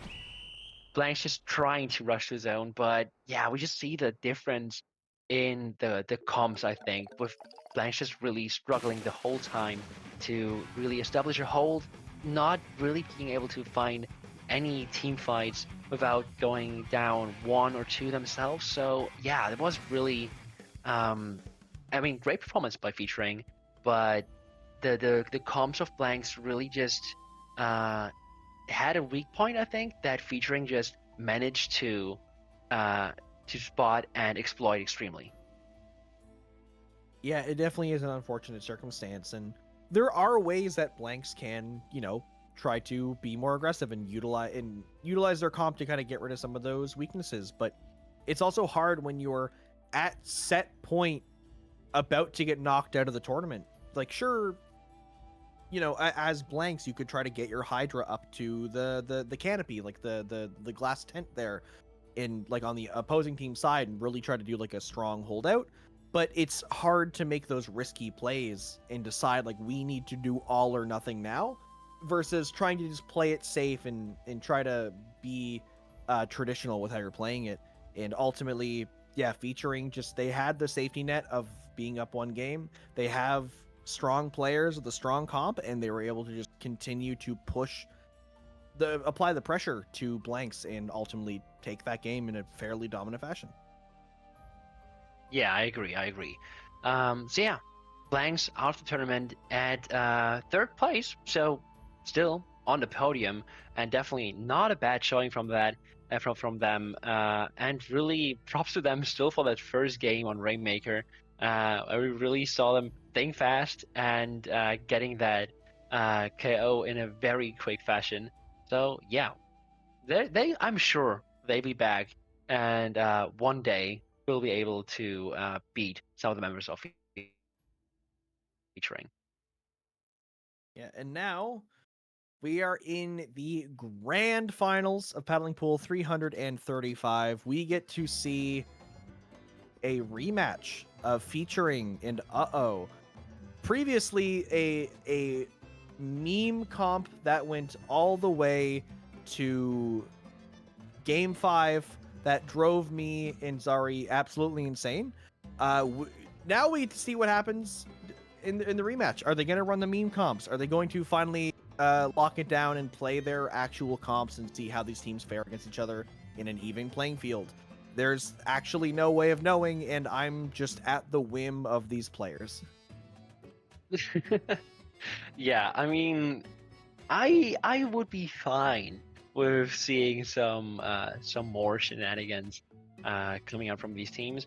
I think featuring has the self confidence to play 1 or 2 games with meme picks, because I think they have the mindset of, yeah, if we play our real maps, if we play our real comps, if we decide to log in, we win against all these teams. I think that's the mindset they have going right now. So yeah, I think it's not off the table that we'll see them play meme comps again, but we'll see. We'll see. Well, and that's the real thing is I think that we could see those meme comps come in, but featuring don't want to lose the tournament. And if they start losing games to in the meme, they have to be those guys who say, you know what, no, the meme comps are done. We're losing, so we're playing our normal stuff now. And you never want to be that guy who backs out of the bit. And so I think it would benefit featuring to not run back the meme comps and just do their actual thing. Because then can be like, oh well, we lost because they chickened out of the bit. So they have that going for them. If I could read chat right now, I imagine Ips just saying, oh, guys, can we run all Big Swig again? And everybody be like, no, Ips, shut up. We don't. This time we play. This time we beat you. Now, only time will tell what we're actually going to see as we're getting into the final. Well, I say the final set, but if featuring take this, it'll go to bracket reset. So potentially 2 more sets, but either way, it will just be these 2 teams duking it out for the rest of the event. We saw our maps quickly flash on screen there for a minute, but yeah, Tower Control Mako Mart's going to be our first game. Have we? No, we've seen Tower Control Mako. Saw it just like recently, I believe, and so this one. Featuring had a pretty strong game the last time we saw them on this map mode. And I don't think we've seen on this map mode yet in this tournament. Yeah, but I think this time we're gonna see the leader versus a pen potentially if Seb doesn't get switched out for Devin in this final. But yeah, essentially we're gonna see the pretty classic leader comp with leader, Zap, Slosher, and instead of an S Blast or anything else, we have the Pro for being played by Cheno. And if featuring decide to go for their actual comp, they will go with Pen probably. The Slosher, Sword, and I forgot what their last player was using. Can you help me out? I honestly don't remember at this point which one they were using. It's been now, what time is it now? It has been 4 hours. You've been on this tournament for a while. Yeah. I've become old. I have aged and I have become jaded throughout the process of this tournament. So yeah, I can't remember which one they would have brought. Yeah, I mean, at the end of the day, they're gonna. I can't. I mean, can I imagine them playing meme comps again? I don't know. Do they? It's hard. It's really hard to what to expect from this set. Yeah, because I think that they think the meme comp will be funny, but I know that featuring, like, if featuring goes down like 2 games, they have to either commit to it and risk losing, or they have to again be those guys who say, no, we're not committing to the bit anymore. We're done here, and we're gonna actually play our real weapons. And like, nobody wants to be that guy. Nobody wants to be the one who does that, because then they're the bad guy. So I like that is my reasoning for them playing real weapons, but it would be a very funny ending to this tournament if the meme comps returned from both sides. Yeah. I mean, if I had to give a prediction for this first map, I think that, as we just saw, featuring has a very, just great idea of how to play Tower Control. I think this first game is gonna go to featuring, but with the games coming after that, I think that the comp of Uh-oh is gonna do much better on other modes. But yeah, let's start into the first game, and we'll see. We don't see meme comps, but we see Devin coming out with the leader, so we see a leader versus leader comp. Yeah, we do see a couple of player switches inside of featuring, again, bringing in Devin as well as Kiki. And also on the side of Uh-Oh, we see Samage now as well. That is a player swap from previous comps. So both of these teams running multiple different players than when they last played against each other a couple rounds ago. So, and also on their main weapons. So this could be a very different set. Well, it will be a very different set than how we saw in the first time they played. Already featuring at the second checkpoint, less than a minute in, they are just dominating this early win. Yeah, I mean, also interesting to point out is probably the fact that featuring is playing cooler less. I mean, with a leader, some people say you don't need a cooler, but with Tower Control, it just feels like cooler is such a nice feature to have on those pushes where you just try to get deep into the enemy spawn, and one or two of your members go down, but they cool it and just jump right back into the action. So yeah, we're gonna see cooler versus cooler less, and we see this first push coming out from Uh-Oh, getting past his first checkpoint, being able to get another wipe onto featuring, establishing firm control of their flat and top left, being able to like take all the space, all the paint around the spawn of featuring, and having strikes and the cooler ready, but they're unable to really capitalize off that. And yeah, just as you think that they really get the push going with that wipe, the push stops immediately, and featuring is able to get the wipe onto Uh-Oh and reversing the situation. Now painting up mid, and just trying to get their own push going, just as just as they stop Uh-Oh from getting dangerously close to their lead. That was such an interesting back and forth because featuring their push to 35 was done in the first 45 seconds of the game. Uh-Oh's push was done in the second to 45 seconds of the game because it ended at 3:30 on the clock. So both of these teams pushed two, like identical pushes in an identical amount of time. And now, once again, we see featuring pushing away all the way back up. So now it's up to Uh-Oh to really lock into the defense and not let them get any... Because they just proved that they can push all the way to second checkpoint, no problems about it. But with 3 players down, they're looking at giving featuring a really difficult amount of points to break back from, as we're less than halfway remaining in this game. Yeah, and with the strikes of Uh-Oh, unable to force Devin off tower, and the strikes coming out from the Slosher on featuring, just making it impossible for anyone of Uh-Oh to get close to the tower. They take this first game in a pretty dominant fashion. But yeah, we saw them struggling in a few fights, but essentially they didn't lose their cool when it got down to it. And taking this game in a knockout. Yeah, and again, it's such an interesting game one where it's a fairly quick knockout, like only less than 3 minutes, and it was a dominant game, but we still saw like a massive push from Uh-Oh that almost took the lead. And so this set is not as one-sided as some might think, just based on the seeding and based on the players. But yeah, Uh-Oh, now they have to I was gonna say they have an uphill battle to fight. They are in the winner's side of the bracket, so they do have that safety net of the bracket reset if they lose this set. But they really don't want to get to that point. If they give featuring that momentum to take this first set off of them, then it's going to be a problem. So Uh-Oh really needs to take this game 2 here on Zone Zumami if they want the mental game to be as strong as possible. Yeah, I completely agree. Like if they are too relying on their oh guys, we still have the bracket reset. Like you don't want to lose 3-0 to them, and you don't want to make it close Like you don't want to lose 3-2 because if you lose 3-2, you think, if we won one more game, we could have won this and we wouldn't need to go into bracket reset.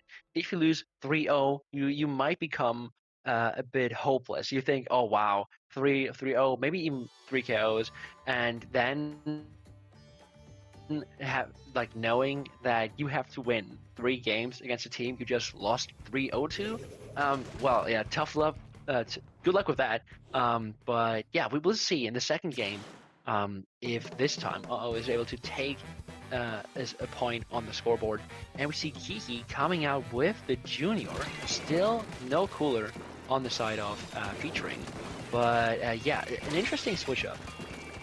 Yeah, seems to be the only switch up across the board, opting for the bubble to help kind of keep one zone at a time, just in case, you know, they want to keep that neutral going, not get that penalty applied, which can usually be a pretty good strategy. I think a little bit of lag happening there in the background, something happening to Mesmerizer, but the board is in the favor of featuring. Some strikes coming up from will try to slow it down just a little bit, picking up some overextended players. But some picks from the leader plus a bomb, that's still going to be featuring in favor of the map and just in a nice little holdout here. Yeah, and it seems like featuring is able to like get those picks. Oh wow, Kevin with a really nice pick onto Chano, enabling featuring to take even more space and push deep into that court. But yeah, just we say that they still have specials to go, and still needs featuring to burn all their specials before they're able to get their hold back on zone. And they're struggling to get even close to the zone and burning all their specials in the process. I didn't even notice that featuring was so close to knock out. Whoa, I didn't pay attention to the score. But yeah, wow, what a dominant fast KO from featuring. I was completely my mind was thinking, oh, we still have 1 minute to go. I did not pay attention to that score. That was way too fast. Yeah, featuring took that game just fairly quickly and cleanly. They never gave the chance to really give them a penalty. Because I talked about Kiki having that bubble to save a zone if need be, but it wasn't ever really necessary. Every time they managed to break out of their own gate, they couldn't really get much further than that. You know, they were able to collapse on a single player, but then the rest of the team would collapse on their whole team and just get a couple picks and just keep a nice consistent stagger. So featuring now on set point to send into a bracket reset. This isn't where you want to be. Like we talked about it just, you know, a minute or two ago. You need to start winning these games here and just preserve your mental game. You know, you have the bracket reset to work with, but it's not great if you have to use that safety net. But that's the point they're at now. They're going to have to win on Rainmaker Humpback, which we've seen many times throughout this event so far today. I mean, yeah, and also we see featuring back on this map, and since they only played it like 30 minutes ago, I would hope that they learn from their mistakes and that weird one push KO we saw last game won't happen to them again. But yeah, I assume that featuring with the real comp is going to be able to position with more, just being more used to weapons. They're going to have an easier time positioning how they used to, and I don't expect this game to end in a KO for that fast this time. Essentially as well, because with a bit more passive comp with Pro, Zap, and as I pointed out earlier, Slosher being the only front line. This time a Tri-Slosher. Interesting. But yeah, I don't know how well they'll be able to take a lot of space in this map. Yeah, it's really just going to be up to how things unfold here. Again, a lot of weapon changes on both sides, honestly. Like the Wellstring, the Tri-Slosher, Frozen Pro, the new Splatter Shot as well. Haven't seen a lot of that, but now Kiki's bringing that. And also Devin on the Bamboozler, just to kind of round things out, because why not?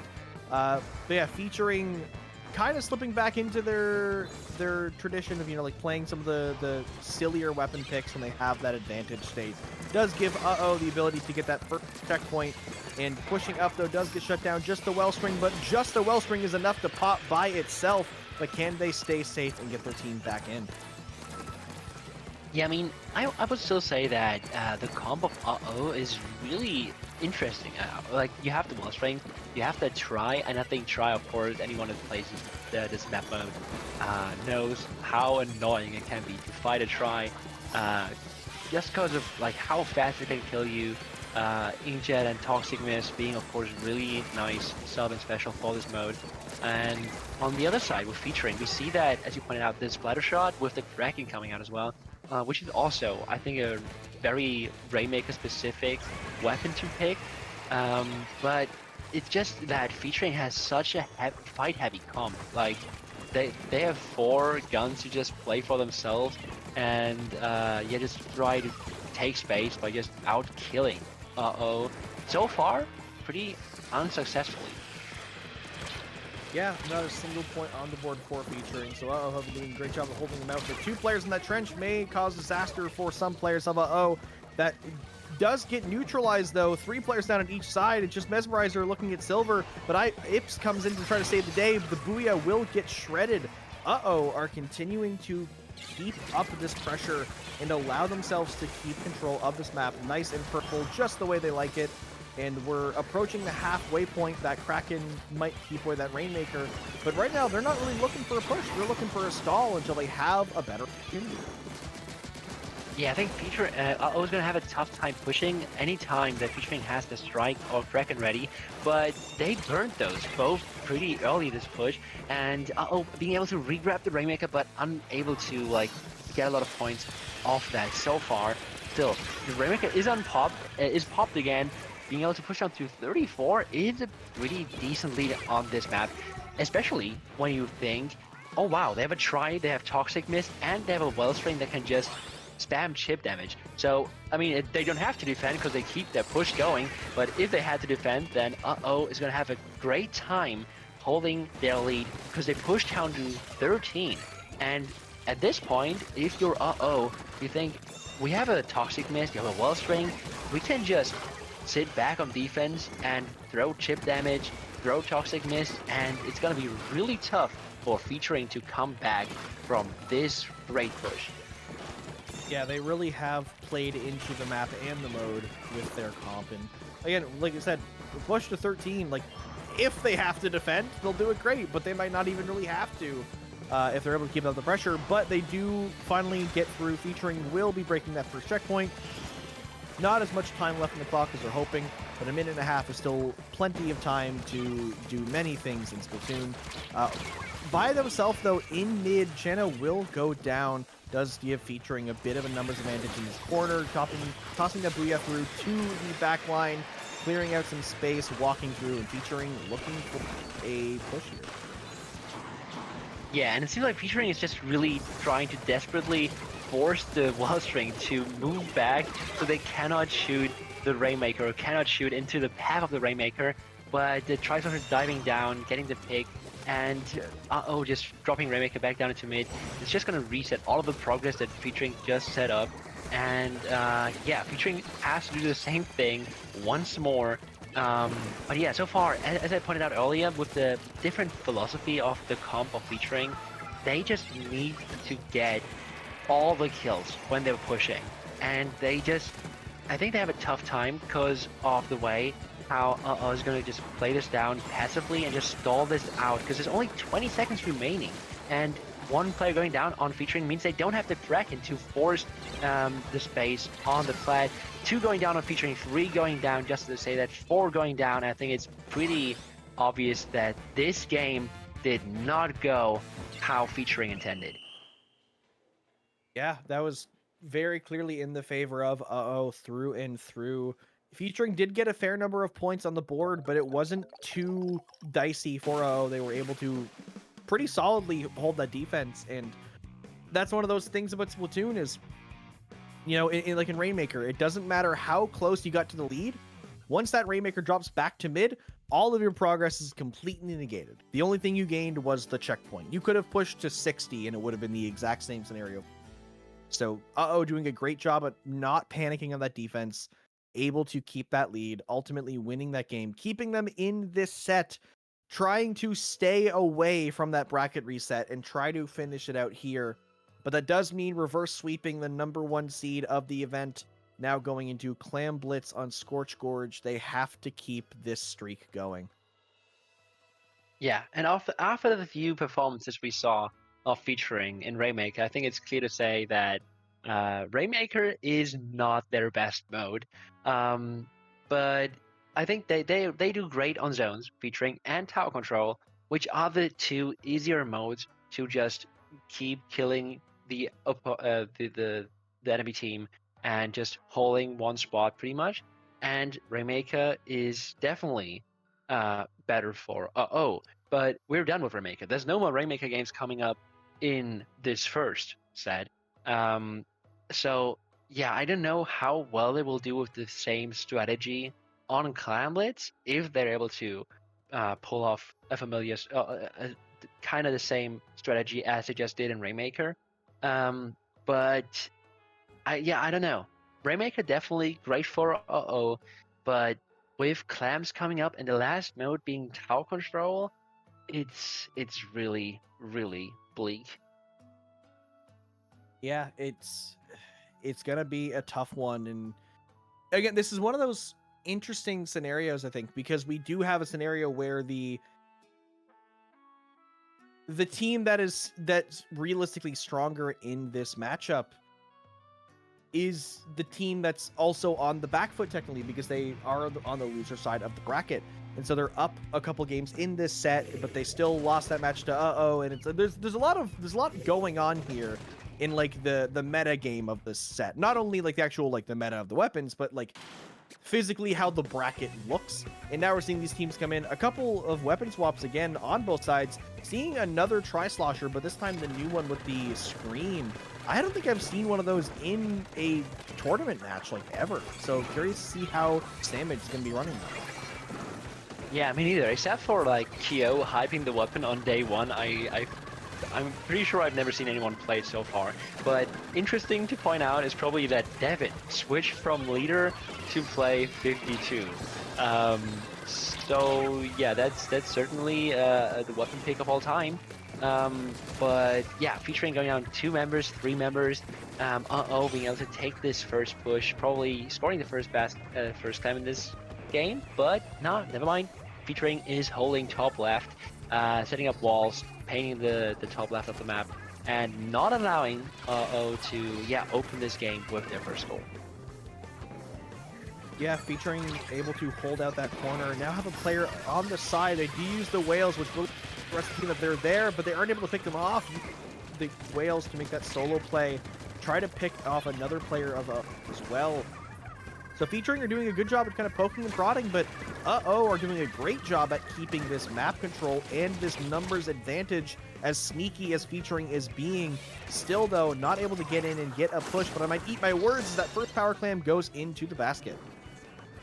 Yeah, until a second ago we saw holding like 24 clams in their hands, still holding another power clam and a lot of small clams, but with featuring just retaking top left as fast as possible, essentially pretty much for only 2 power clams, didn't really get a lot out of that push, and especially because they also like completely lost map control, and it seems like now featuring is just about to like open their first score as well. Yeah, managing to get down to 60 points, very good for them. Featuring, though, in control of the map, but losing 2 right as I say that. Mesmerize, we're getting a great pick, climbing up the side of the wall there. Does give a chance to get in here, all grabbing some nice celebratory drinks after holding out there, not letting featuring in. Though a bit of an overextension into that pit will cause them to lose a player, but it does end up being a trade. A couple of little 1v1s being fought here on the sides. Featuring, though, does overall win all of these fights, getting that numbers. Looking to push here, but maybe not getting it. No, I thought with the splat bomb there would be a player there to stop that, but able to sneak in and jump out before those missiles cause any damage. Yeah, like right now, featuring struggling to retake the lead, but they do just push to 59, so just barely enough to retake lead. Forcing some more clams in, being able to take 2 or 3 members off So yeah, pretty safe to say that they're gonna push down pretty far, even missing their power clam, but I'm pretty sure they're gonna get it in it nevertheless. they do push down to 15. So yeah, just as it seemed like actually like won the fight in mid and was able to hold their left half of the map, just as that seems like that, featuring just coming out, getting 3 picks, taking a lot of space immediately, and also having the clams to like really extend this push and making it work. Yeah, extending the push and again making it worth it, because that's the hard part with Clan Blitz sometimes.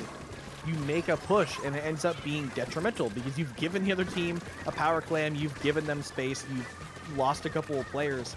So being able to gain as much value as possible is the most important thing, and featuring a lot of value from that push now with only a minute left. Still have time to get back in here. Power Clan will get them through penalty, but that's just about it. So they're really looking to keep this set running, but it's not looking great right now. They're using map control, using numbers. They really only have that one Power Clan by itself as their economy. Yeah, just really seems to struggle with the right timing right now. Like, seeing that window of picking off enough members of featuring, having enough clans at the same time, and just not committing enough resource or like too many resources for them to score one power clan and at the same time lose all of map and all players dying within seconds. So right now we see featuring coming back and immediately scoring a few more clams, coming into 10 points, Devin with one more clam as well, and it's dangerously close to a knockout. They go back to mid to collect one more clam, they have the wall set up, and they knock out. So we see a bracket reset, and yeah, this is not how wants to go into a bracket reset. Yeah, I mean, ever going into a bracket reset when you're the team of winners is never how you want to see it get played out, but yeah, really wanted to keep that set going. You know, going into bracket reset here, featuring has the momentum. They put you on an even playing field. They've proven themselves to generally be the stronger team, and now you have to beat them in a best of 5, knowing that they just took you 3-1 in the previous set. Yeah, and I think now really is the time. If I'm a player of I try to convince featuring to play meme comps again. Because I was just gonna say that. I like we have to negotiate this. How are we gonna approach? I think the best chance we have if we lock in on quad big swing. I think you want it earlier, guys. So why not play quad? Clearly, quad big swing worked against featuring. Or quad Clash Blaster worked, or whatever else. Quad Undercover, maybe potentially. Yeah, here's how you. Yeah, run it back.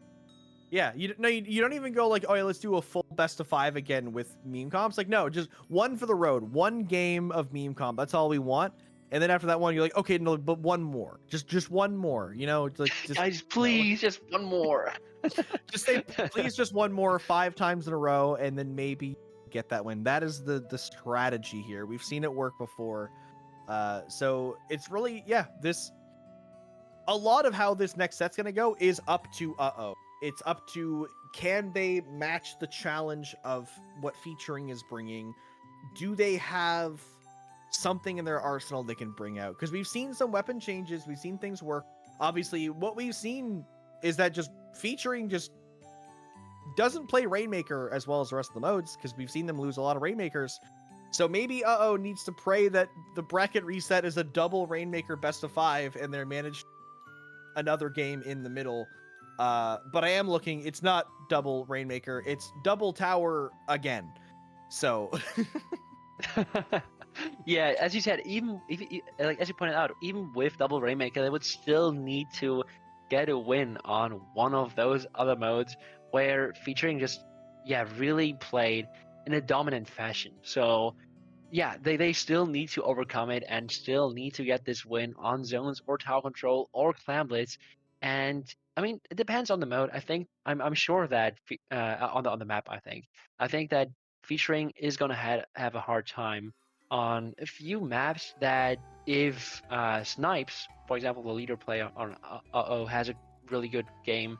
I think, for example, if you go for a game on crab-like zones potentially, if someone like Snipes has a crazy game and just wins the game by himself, essentially. Um, like you need one of those performances pretty much, but you also need the luck to have one of those maps. And I don't see the maps right now that we're gonna have in this set coming up. Yeah, So yeah, I do believe before we get into this last match, we're gonna take a very quick break just to get some tech stuff set up and probably give our players a quick little break because we've been seeing featuring playing back to back sets. So we're gonna go to a very, very quick break, but don't go anywhere because Grand Finals Bracket Reset featuring versus coming to you momentarily. Yep.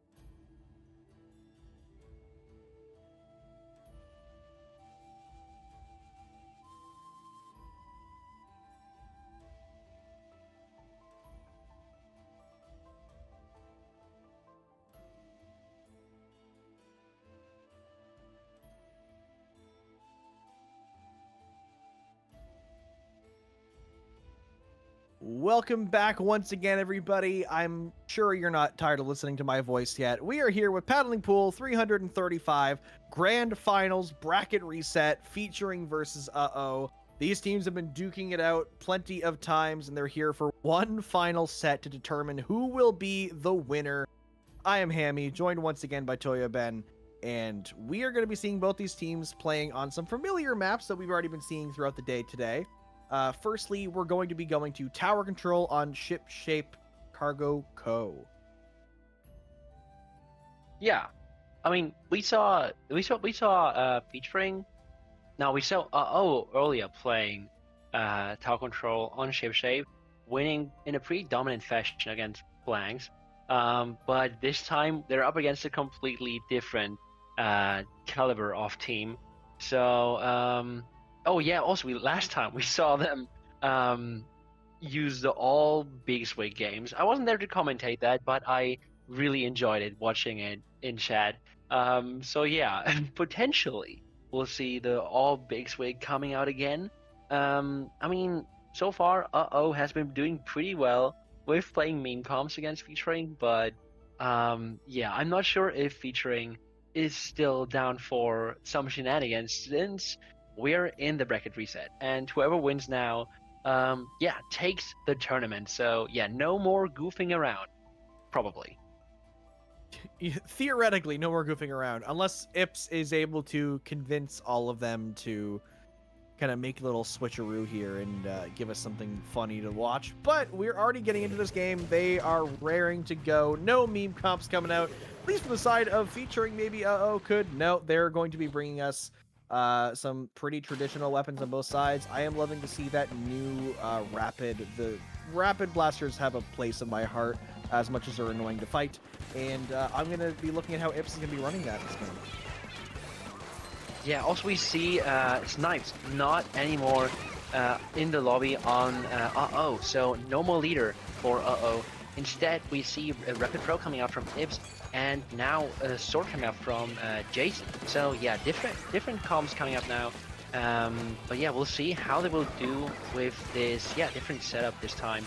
And maybe, I think they have nothing to lose. I mean, they lost last round with a leader on team, so maybe they switch up to Rapid, which is a okay matchup against leader, I would say, a good matchup against leader, and maybe this will help them out a bit. Sorry, also, yeah, it's about the booyah. Yeah, I was also amazed. Dropping into a booyah, fully jumping out. Soda does some ridiculous things. I play on a team that primarily doesn't, so whenever I see people do things like that, I call shit. But featuring unable to take that checkpoint in that push, but they do have the numbers advantage. They have to kind of get back to this tower, letting some jumps come in, so they will have a good position here, but Uh-Oh isn't fully out of it yet, able to get in there, cause a trade in the bottom. Jason may be able to do something funky with the tower here, if able to get into position, but is going to get locked out by that wave breaker, it seems. Now Sandwich in the same position. Yeah, Jason and Sandwich both dropping down into that court. Just really hard to get out of there. Just sort of like unfortunate positioning for them. And at the same time, featuring is just immediately clearing that right side of the map, getting closer to that last checkpoint already. But yeah, I mean, Uh-Oh so far has been having a pretty decent time on defense. Ibs now getting rushed down by this sword, taking a while to get killed. But at the end, still, losing that 1v1 against Silver. Silver at the same time sneaking up behind Jason. So yeah, just as I thought that Uh-Oh managed to like end this push by featuring and get a bit of relief from the ton of pressure that featuring has been putting out. Just as I think they actually like managed to fight against Tower. They lose the first team fight, and Tower now is moving dangerously close to knockout, getting past this checkpoint. And yeah, Uh-Oh now with the man advantage, trying to regain control of that top left and spawn as well. Slosher's still fighting that and getting another valuable pick. So yeah, this is gonna be really tough for Uh-Oh to come back. Yeah, it's going to be an uphill battle for sure. Not a single point on the board. Needing to clear both checkpoints and some change.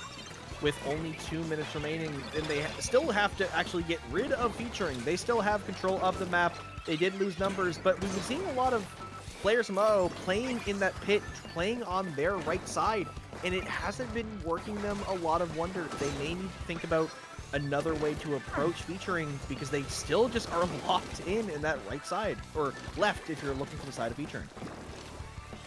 Yeah, like so far with not even able to get a single point pushed on this tower, it looks like a really dire situation for them. 3 going down again, though. Yeah, it just doesn't seem like they're able to get a single hold off the map or win a team fight here. So they really do struggle to get out of their spawn right now. And just we see the positioning from featuring being so on point.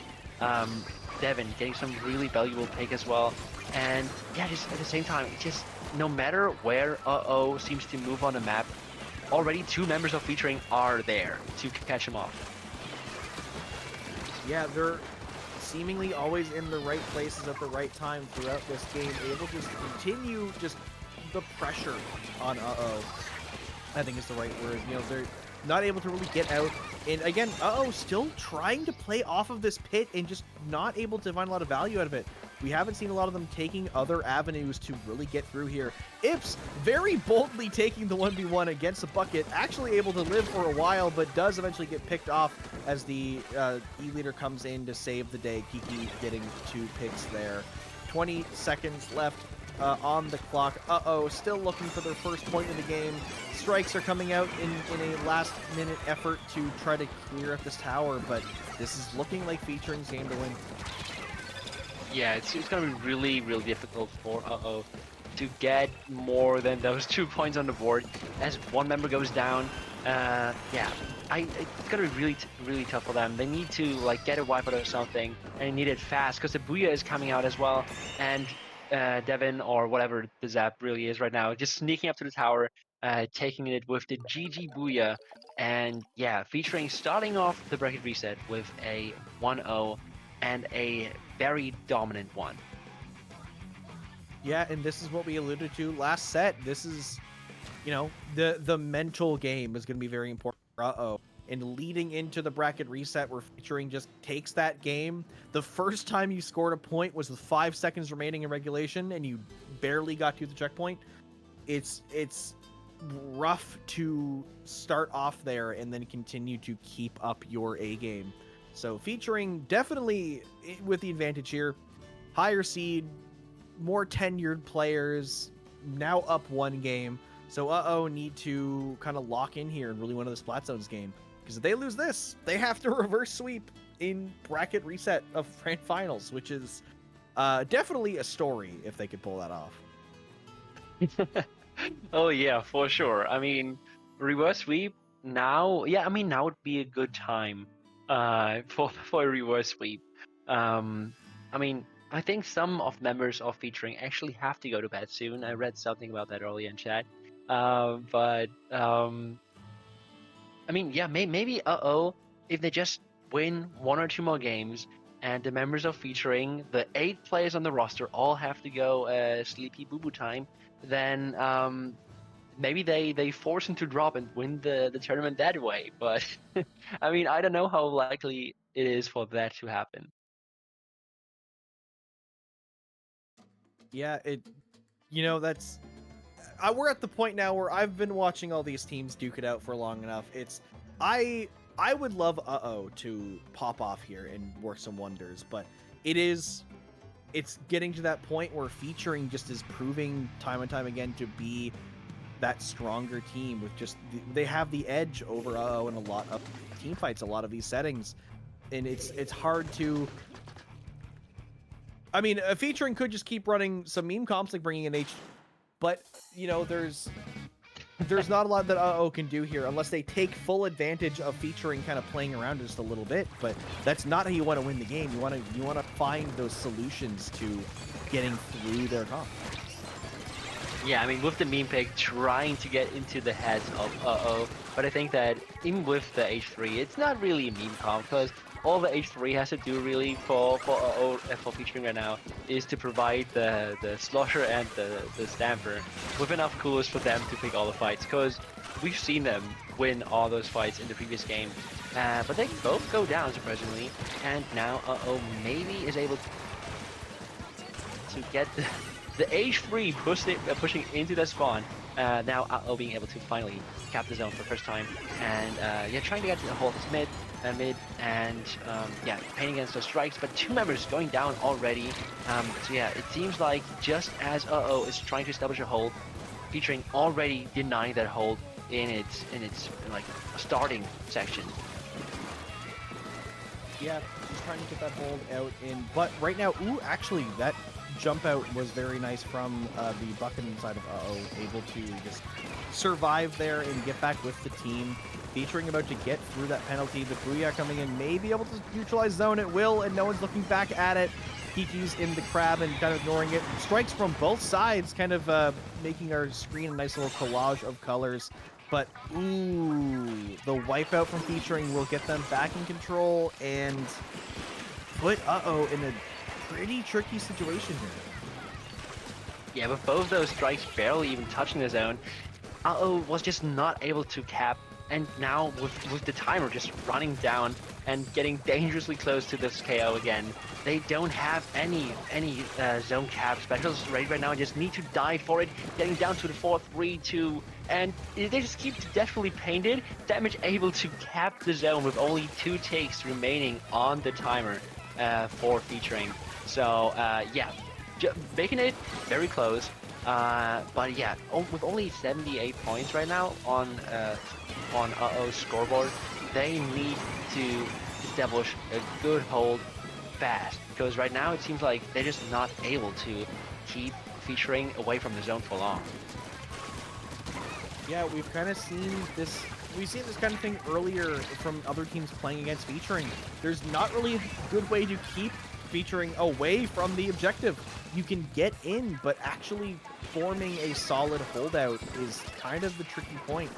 You know, has a stronger comp than Blanks in terms of being able to push up, but it's still up to the players themselves to be able to lock them out. Featuring just, they're always there. They're always in the right place. They always keep the pressure. They're just perpetual in how they play the game. As we've seen from that play right there from the bucket, just getting in the base, running around, causing mayhem, and then just leaving, and then striking, and then they're probably going to go back in again. It's constant pressure from Featuring.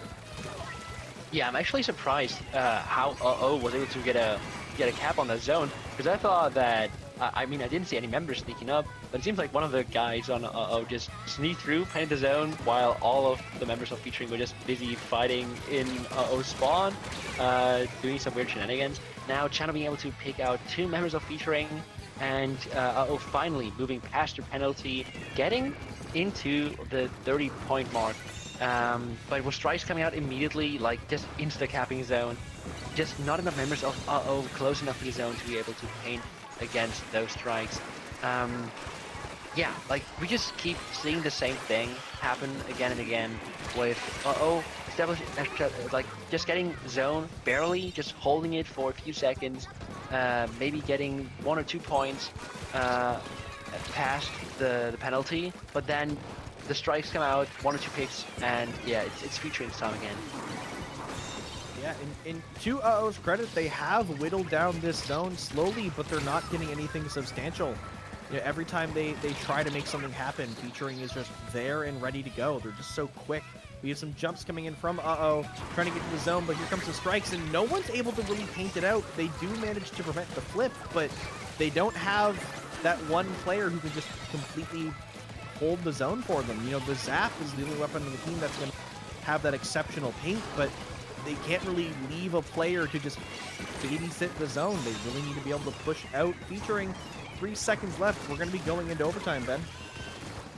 Yeah, that Zap really just struggled to stay alive and move behind zone to be able to paint it, but just kept getting rushed down by the Slosher or the Sword from all sides. But we were finally able to like see paint the zone, maybe against strikes this time. This time it's almost lived, but he goes down as well. And yeah, Featuring again just getting the picks at the right time, getting the special onto zone, and just not able to handle all that pressure coming down at once. So yeah, game 2 going for featuring, and now featuring being on match point for paddling pool 335.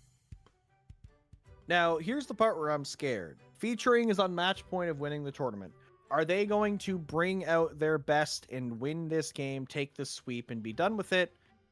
Or are we going to see them pull out something insanely odd and bring us to a game 5? Yeah, meme comms, guys, meme comms. Yay! Now's the time.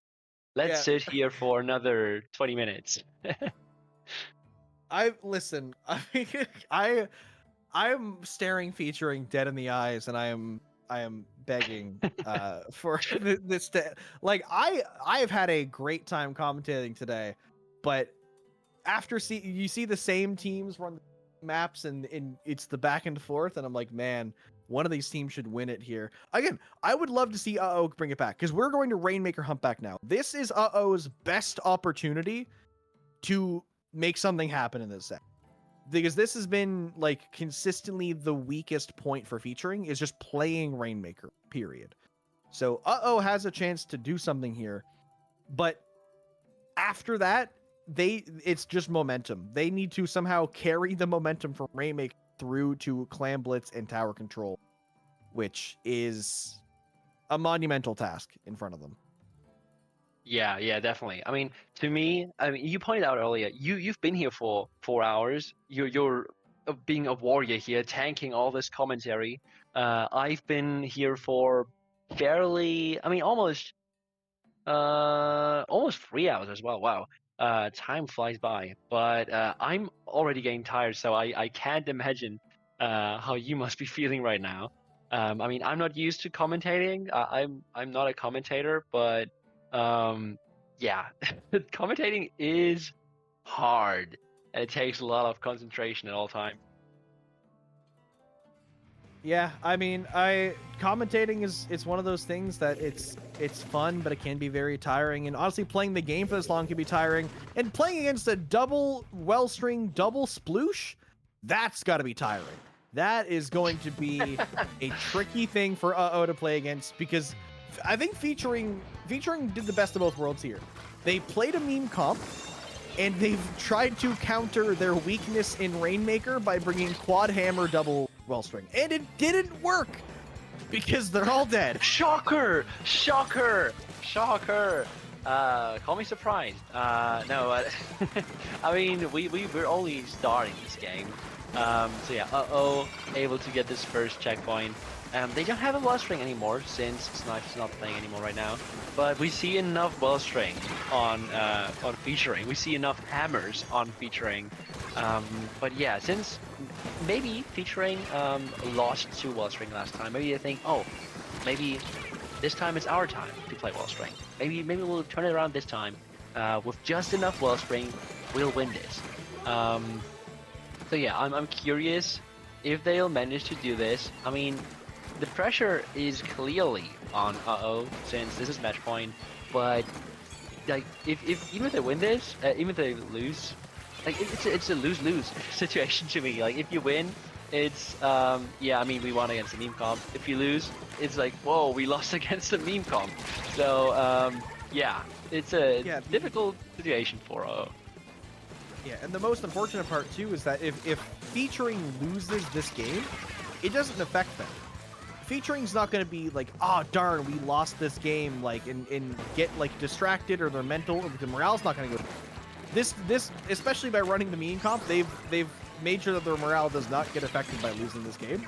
So purely have to just go off of their own momentum after this game. Again, assuming they win it, which they should, because they've been being fairly dominant in this game. Obviously, they did just get wiped out, so this will be a free checkpoint for featuring, but unless they get wiped, have a pretty good chance of just holding up this defense, stalling out for the next 3 minutes, and taking this game.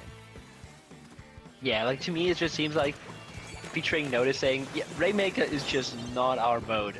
Maybe, like, even if we run this meme comp, it's for featuring. It's a win-win. Like as you pointed out, they don't lose anything of losing this map mode because they still have 2 more games coming after this, even if they end up losing.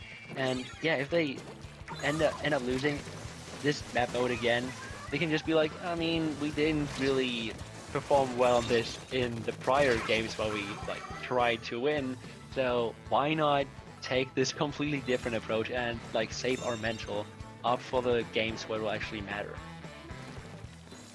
Yeah, now we do see featuring making another push here, trying to hopefully take some points here, maybe try to end out this tournament in this game. You get picked off by the missile, but they do have the numbers advantage now. They can try to push out Sandwich in this corner. Does actually get the trade out. So right now, just need to continue stalling for time here. Get those picks, make it so it's just the 2 Wellstrings alive, because they can pop the Rainmaker, but they can't really do much else other. Yeah, like I think as soon as featuring is gonna get the lead, if they end up getting lead, it's gonna be like an insurmountable task for since like you cannot pressure those 2 Wellstrings enough to kill them both and just make him stop the chip damage spam. And it seems like featuring is gonna be able to take the lead here, and now is just in the worst case scenario with all the members going down on plat. It seems like featuring is gonna get the KO almost. But with 1 point remaining, is able to stop Rainmaker. So, yeah, it's now or never for Savage. Go get that quad. Come on. Yeah, it's now up to to prove that featuring have been cursed to not win a Rainmaker game, or else they will just take the entire tournament here. They need to get this KO. There's 40 seconds left. They are pushing up in a bit of a tricky spot, but they need to find those picks. Gotta find that sploosh. There it goes. The other one just respawned. Right now it's just managing the splooshes, making sure they can't get to the Rainmaker, dodging those hammer throws, dodging those popsicles coming in for the Wellstrings as well, looking to make the push. The hammer comes in. 20 seconds left. It's a bit of a scramble for going down 2 members. And I think that Rainmaker did drop to mid. That's going to be making a breakaway for it. is going to need to get back in and make another push. Yeah, with only 10 seconds remaining, I mean, 2 members are down on featuring. So if was able to play this fast, they might be able to get the pop, but they first need to pop it to be able to grab it, and they are almost too late. Almost too late. And that hammer also getting dangerously close to killing Chano. The sploosh sneaking up behind Chano, being able to kill the Rainmaker in the process, and ending Pelling Pool 35 with the win for featuring. I'm surprised. So I looked at featuring's games this tournament. They've won 2 Rainmaker games on stream, and both of them were meme comps. Every other game they've played on stream of Rainmaker, they have lost when they've played actual weapons. So I don't know. That does not bode well for the all modes enjoyers, that the top level teams can only win Rainmaker by running meme comps. But yeah, that aside, that is Paddling Pool 335 wrapped up. That is featuring taking this bracket reset grand finals 3-0 over Again, 4th seed coming in 2nd place, upsetting their seed. Like, that is nothing to scoff at. They played very, very well today. They made the full run all the way through this tournament. And in the winner's bracket too, not even having to go through the losers bracket. Yeah, definitely. That performance is nothing to be ashamed of, and definitely like a great showing by but yeah, the lesson, if I'm featuring, the lesson I take from this tournament is to always play double Wellstring 4 hammers on Rainmaker Humpback, because that seems like the only way you win this map mode. But yeah, it's been a lot of fun casting with you. I mean, I'm not an experienced caster again, so I hope you guys had fun listening and watching this tournament just as much as I did. And yeah, thank you for having me. Yeah, I had a great time as well. Now, I do quickly need people in chat to clip the part where Toya Ben said that you should run double Wellstring instruments, just in case we ever need that sound bite ever again. But yeah, that is Paddling Pool 335 wrapped up. Thank you all so much for watching. Before we go, Toyoben, please shout yourself out, plug any of your socials, tell the people where they can find more of you. Yeah, all right. I'm Teoben. I do YouTube, so if you look me up on YouTube, you'll find my channel pretty quick. I also stream on Twitch, and of course, I have my Blue Sky linked on the screen right now. And yeah, I also go by Teoben on Twitter. So yeah, that's all my socials. But I also need to shout out a huge event that I'm part of, happening on October 25th and 26th in Cologne, Germany. So yeah, if you're interested in going to a European LAN major, then don't miss out on Octofest happening this year. €2,000 minimum prize pool. We still have a lot to announce for that. JBL sponsoring. We have a lot of cool sponsored prizes by JBL. A lot of headsets to win for you guys. Lots of other audio equipment to win as well. Side events for Mario Kart, Salmon Run. Lots of interesting stuff planned there as well. So yeah, if you're looking for a fun time, you're looking to meet your Splatoon friends, want to play some Mario Kart, want to play some Salmon Run, want to be the first Octofest champion, then don't hesitate and sign up right now. So yeah, thanks for having me and letting me promote this as well. And what about you, Hammy? Where can we find you? Yeah, and before I promote myself again, I just want to echo that. Please go to Octofest. It looks like it's going to be a blast. I can't go because I'm Canadian, and those plane tickets... Excuses! Excuses! No. My plane tickets would cost more than the prize pool, and I'm a low-level player, so I wouldn't even win if I competed. So I want everyone, as many people as possible, to go to Octofest and have fun in my stead. Convince me to come next time. But yes, I am Hammy in the Wall, also known as Hammy. If you are a North American, or if you're traveling to North America, you'll find me at Riptide this weekend. I'll be there all weekend competing and commentating. So even if you're not going to be there in person, please watch the streams, listen to me yap. Because if you've listened to me talk over Splatoon gameplay for the past 5 hours straight, then you probably want to hear me talk at Riptide as well. I'm sure you're not sick of me yet somehow. Otherwise, you can find me mainly on Blue Sky, hitw.inc, or just go straight to that URL. You can also find me everywhere else on the internet at Hammy. I do plenty of Splatoon stuff and some other stuff on the side too when I feel like it. Thank you all so much for watching. Thank you to Toyoben for commentating with me, as well as Zari from the previous block, all the production people, the TOs, and you, the... We will catch you all later for Paddling Pool 336. Thank you all for watching, and we'll catch you next time. Good night.